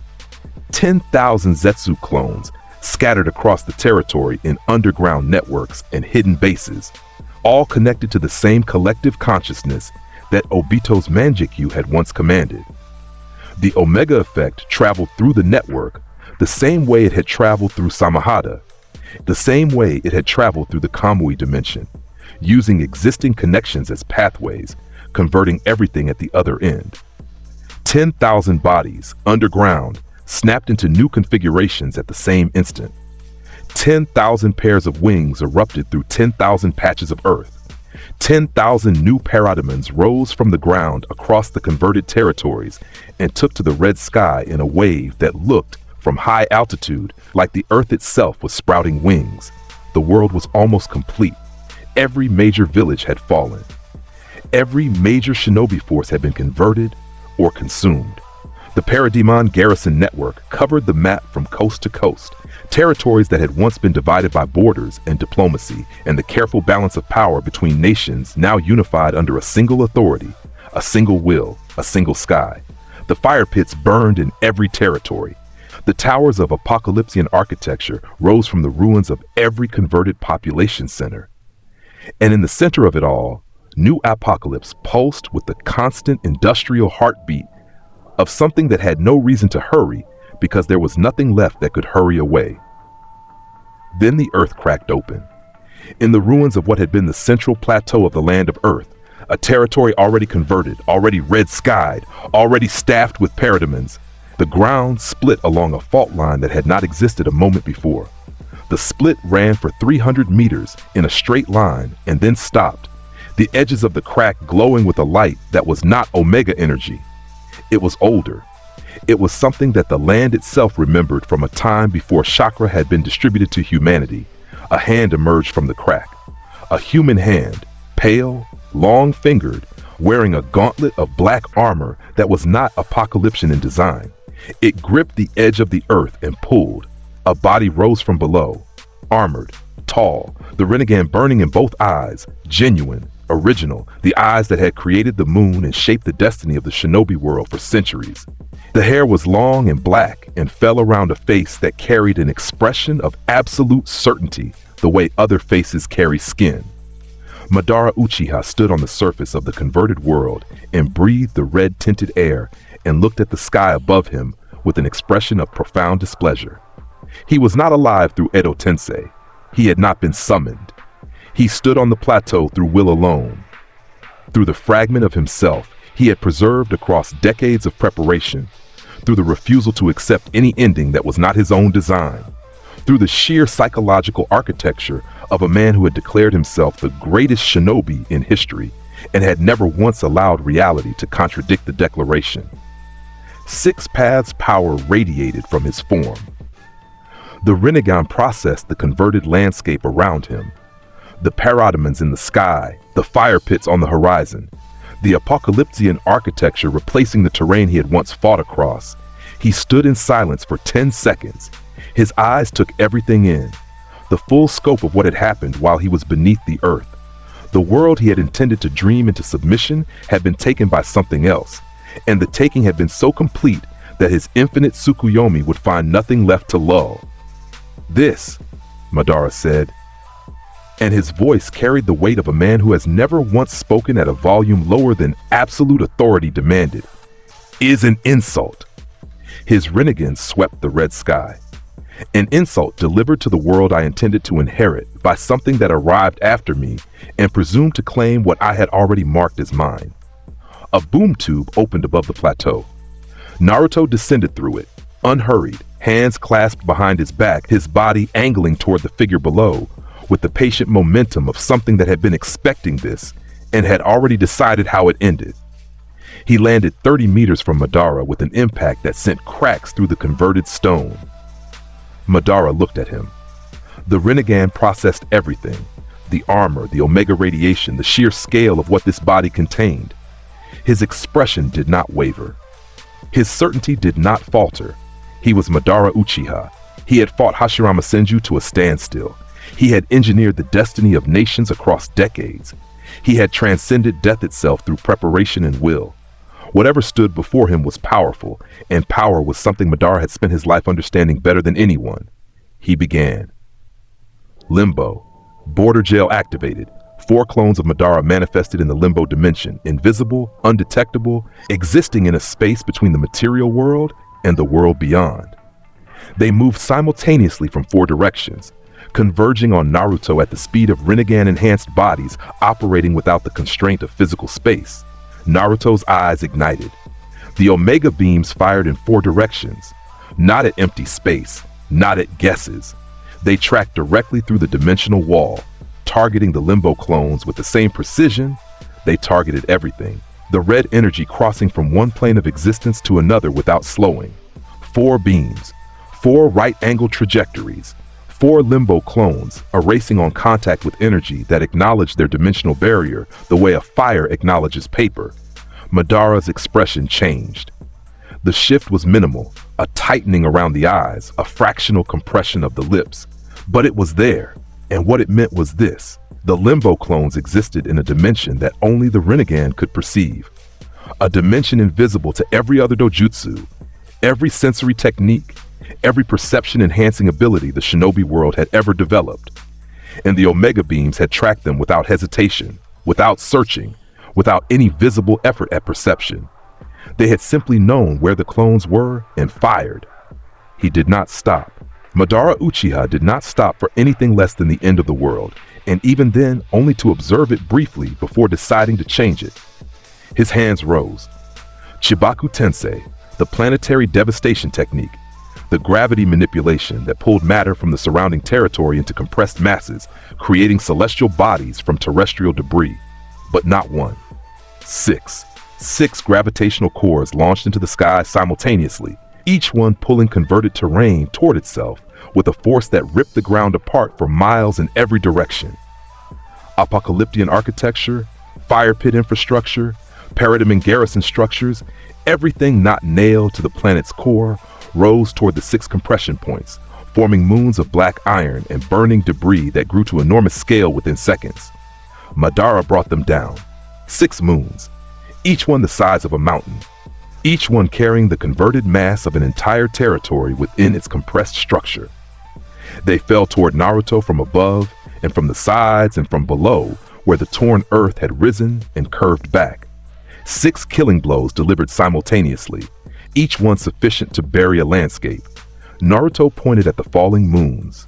The Omega beams fired 6 times in 2 seconds, each trajectory jagged, each one reaching its target through a single right-angle correction, each one striking a moon mass center and detonating the gravitational binding that held it together.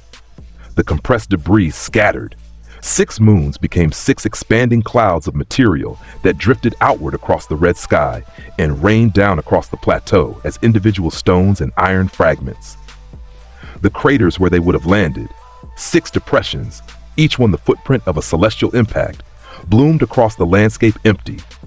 Truth-seeking balls materialized behind Madara, 9 spheres of primordial chakra, each one carrying the power to negate any ninjutsu it contacted, each one representing the fundamental building blocks of the shinobi power system distilled to their purest expression.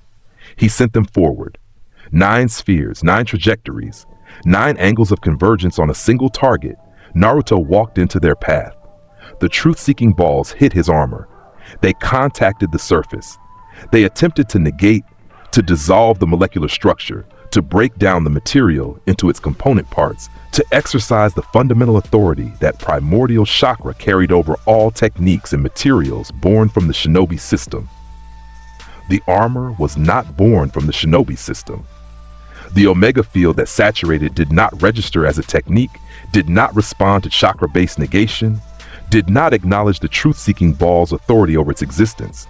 The spheres hit, pushed, and were absorbed, their energy entering the Omega field and being rewritten, their primordial chakra converting to Omega force, their properties changing at the fundamental level. The 9 spheres pulled away from Naruto's armor and moved back toward Madara. They were no longer black. They burned red.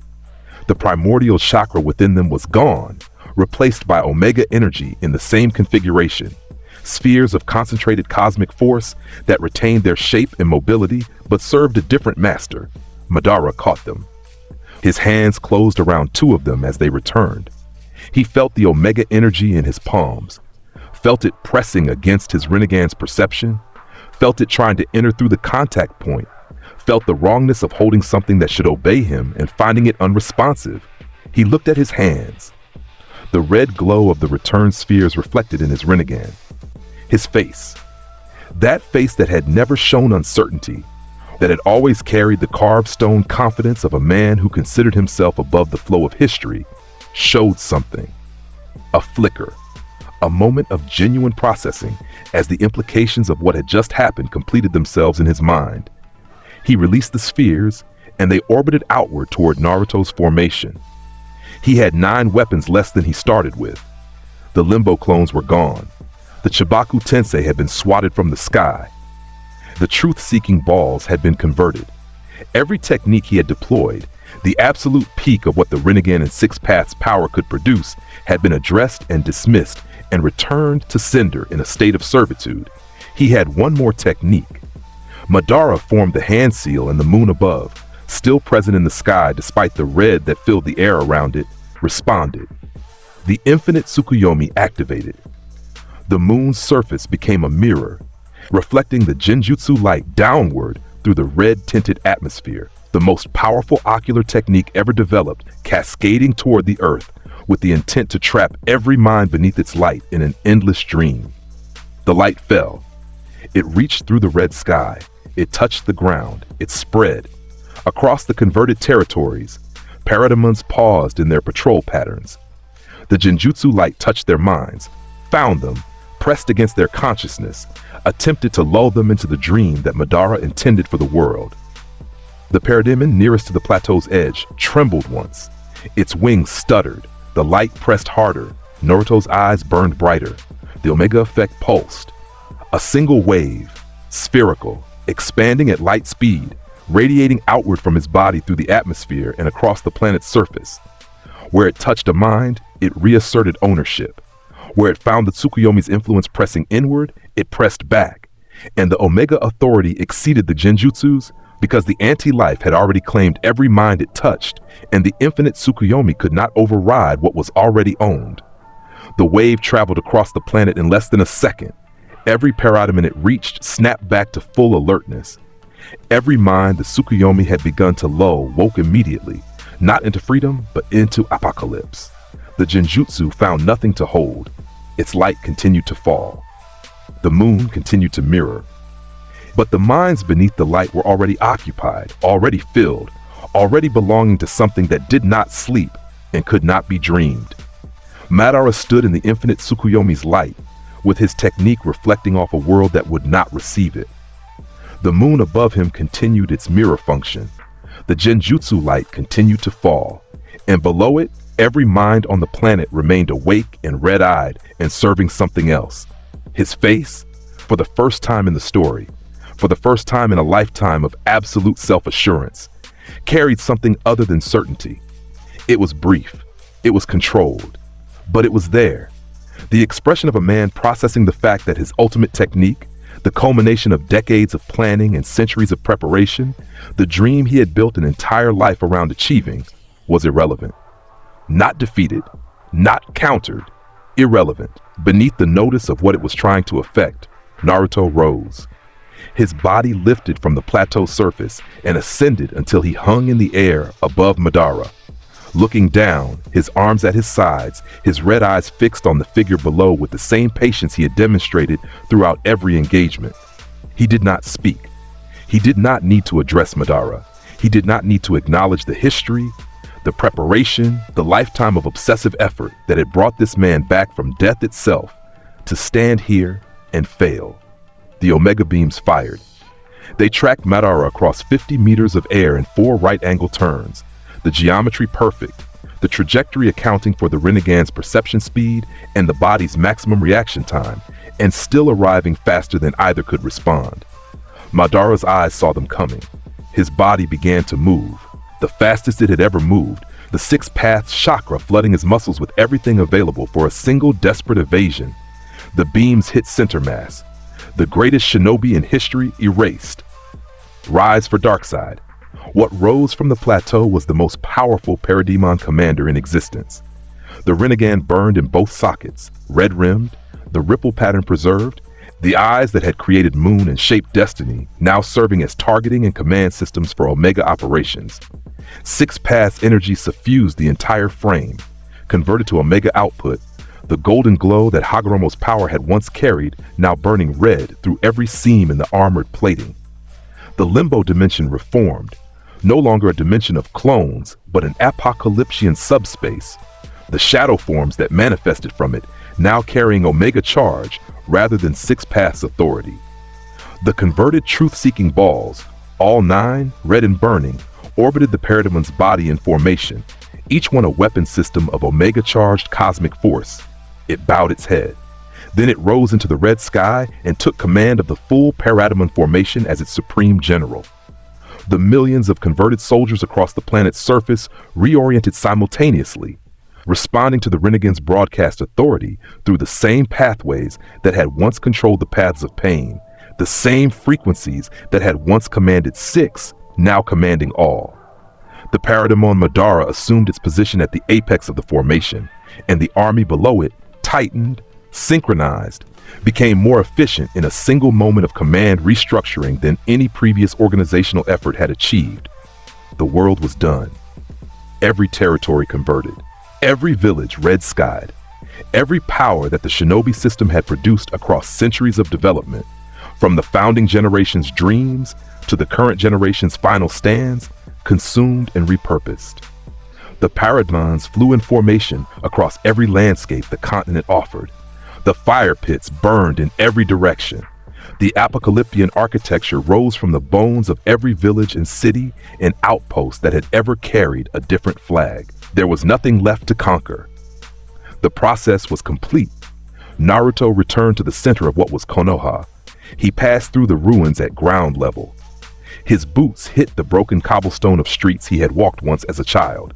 Streets where merchants had moved to the other side of the road, and dogs had gone silent, and torches had bent away from him.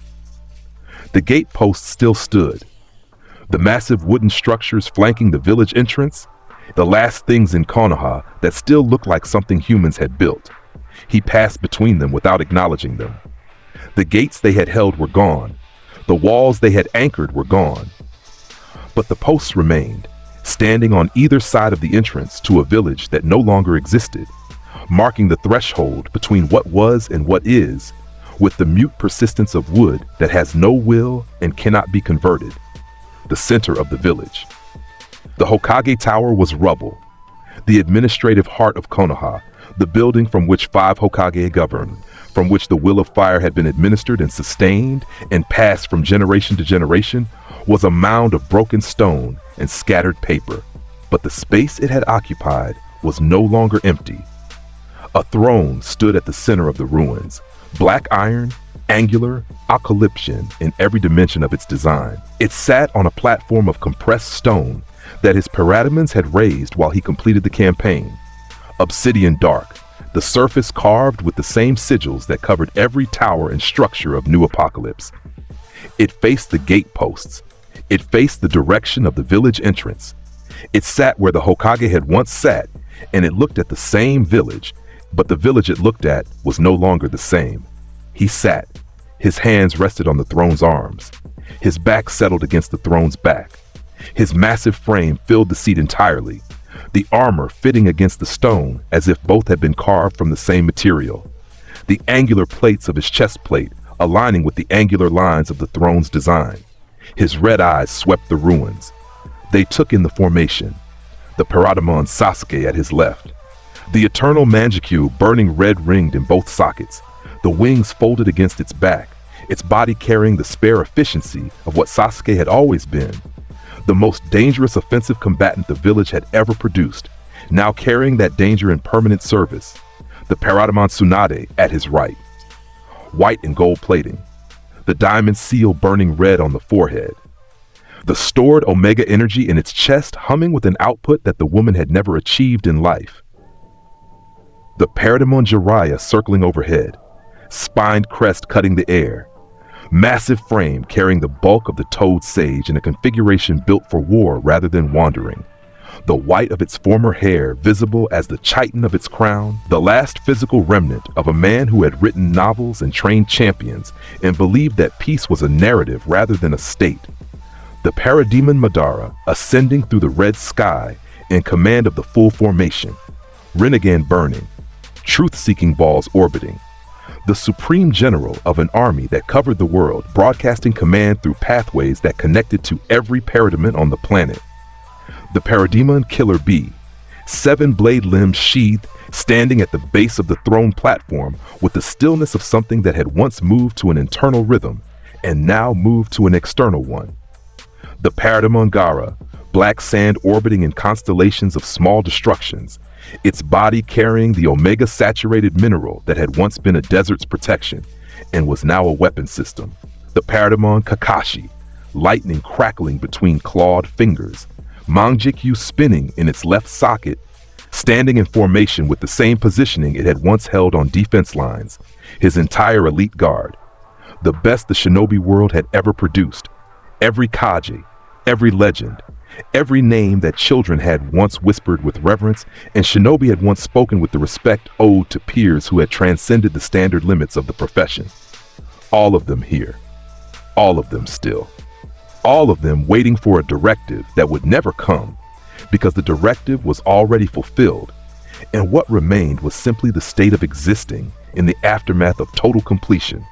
From above, from the altitude of the highest flying parademon, banking across the converted territories in a patrol arc that covered 3 countries in a single pass, the world was red.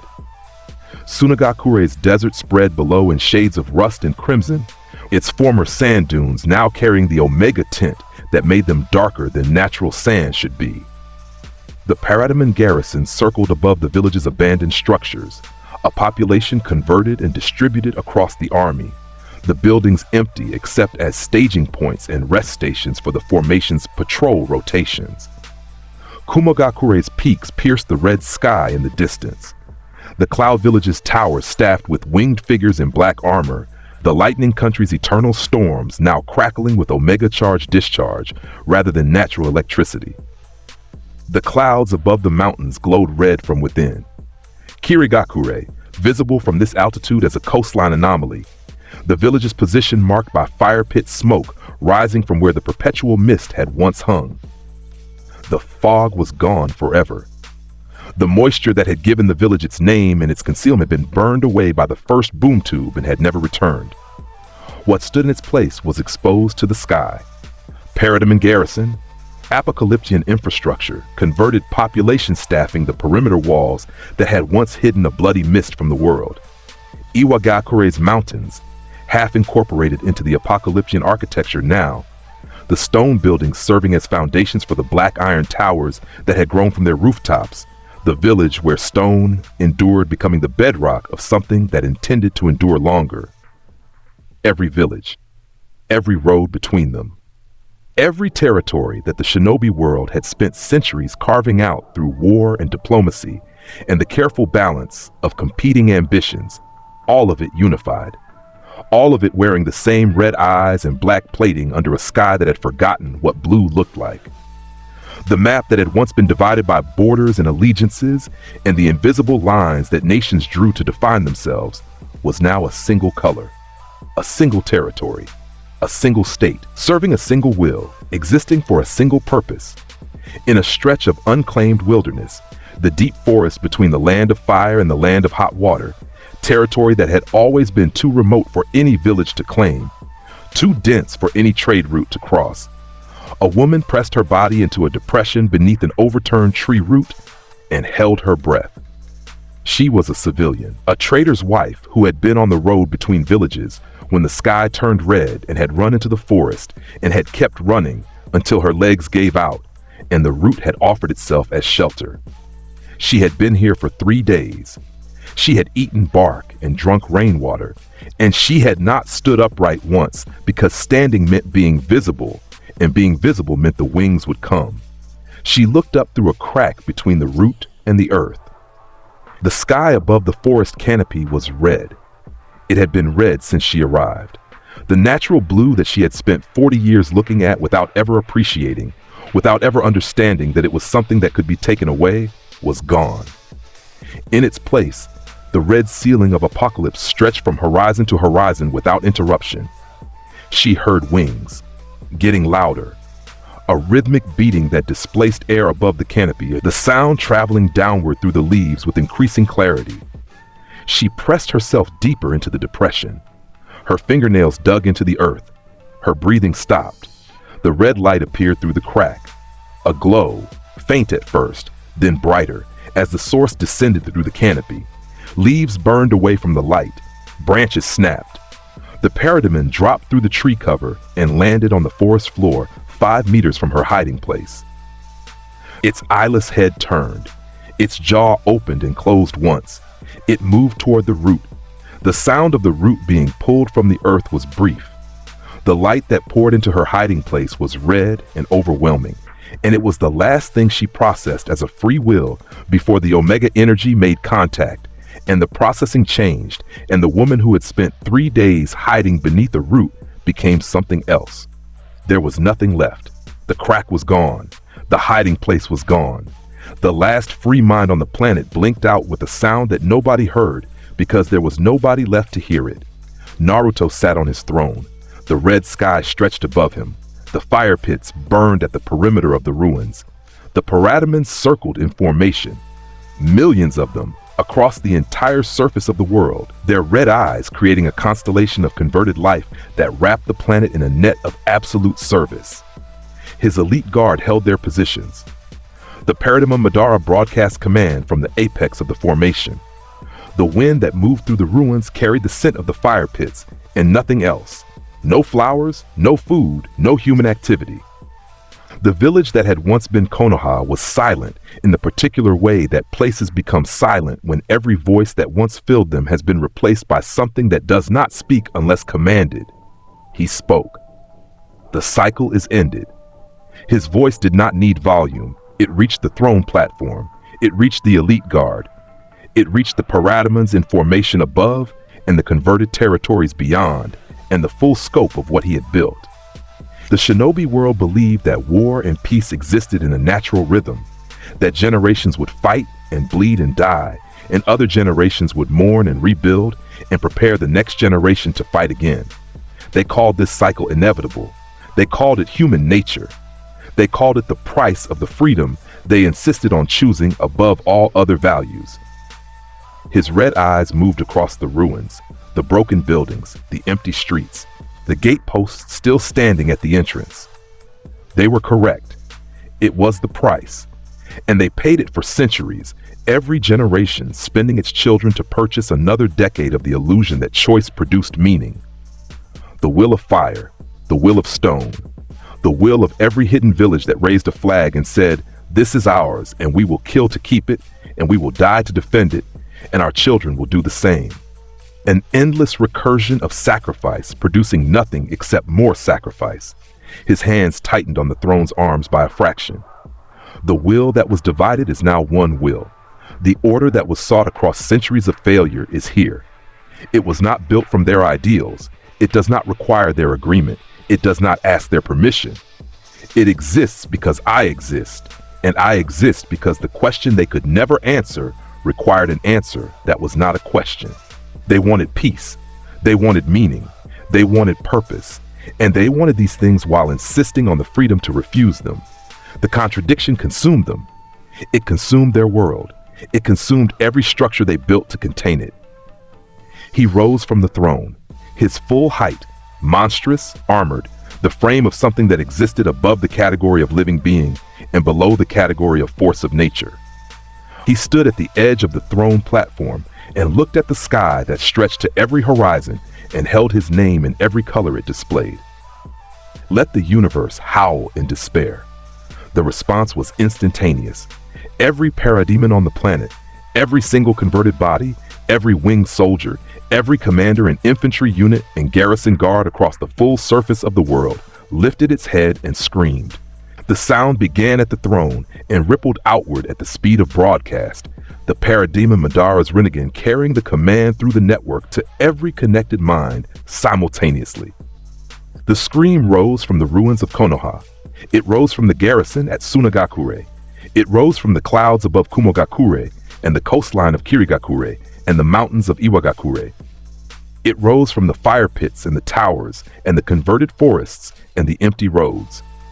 Millions of voices. Voices that had once belonged to fishermen and merchants and children and shinobi and kage and legends, screaming in unison at a sky that was theirs and above them and infinite and red. The sound reached the upper atmosphere. It reached the edges of what the planet's air could carry. It was the loudest single vocalization the world had ever produced. Every lung on the surface contributing, every throat resonating at the frequency that Apokolips demanded, the total output of a civilization's worth of converted bodies aimed at the sky in a single sustained expression of their master's authority over everything beneath it. The scream lasted 11 seconds, then silence. Vast, complete, planetary. The parademons returned to formation. The patrols resumed. The converted world continued its functions with the efficiency of something that existed for a purpose and knew exactly what that purpose was. Naruto sat. His hands found the throne's arms. His back settled against the stone. The fire pits burned at the perimeter. The parademons circled above. The red sky stretched to every horizon and carried no memory of blue. The world turned beneath him. A world that was no longer turning toward anything because the destination had been reached. There was nowhere further to go. There was nothing further to become. The process was complete. The conversion was total. The last free mind had blinked out in a forest hollow, and the silence that followed was the silence of a finished thing. On a throne of black iron, in the center of what was Konoha, in the center of what was now the capital of a conquered world, Naruto Uzumaki sat with his hands on the throne's arms, and his red eyes open and burning with the constant low-level intensity of something that had nowhere left to go, because everywhere was already his, and nothing left to do because everything was already done, and nothing left to prove because the proof was the world itself, the red sky, the converted bodies, the silence where freedom had been. All of it, a single continuous expression of a truth that had been decided before the first stone of any village was laid, before the first shinobi formed the first hand seal, before the first war was fought over the first border drawn in the first dirt. Darkseid is. The shinobi world is dead, and Darkseid reigns supreme. If you felt that conquest in your soul, smash like, drop a comment with your favorite erasure, and subscribe for more brutal what-if crossovers that go this hard. Turn on notifications next time we go even darker. Thanks for watching, legends. Apokolips is eternal.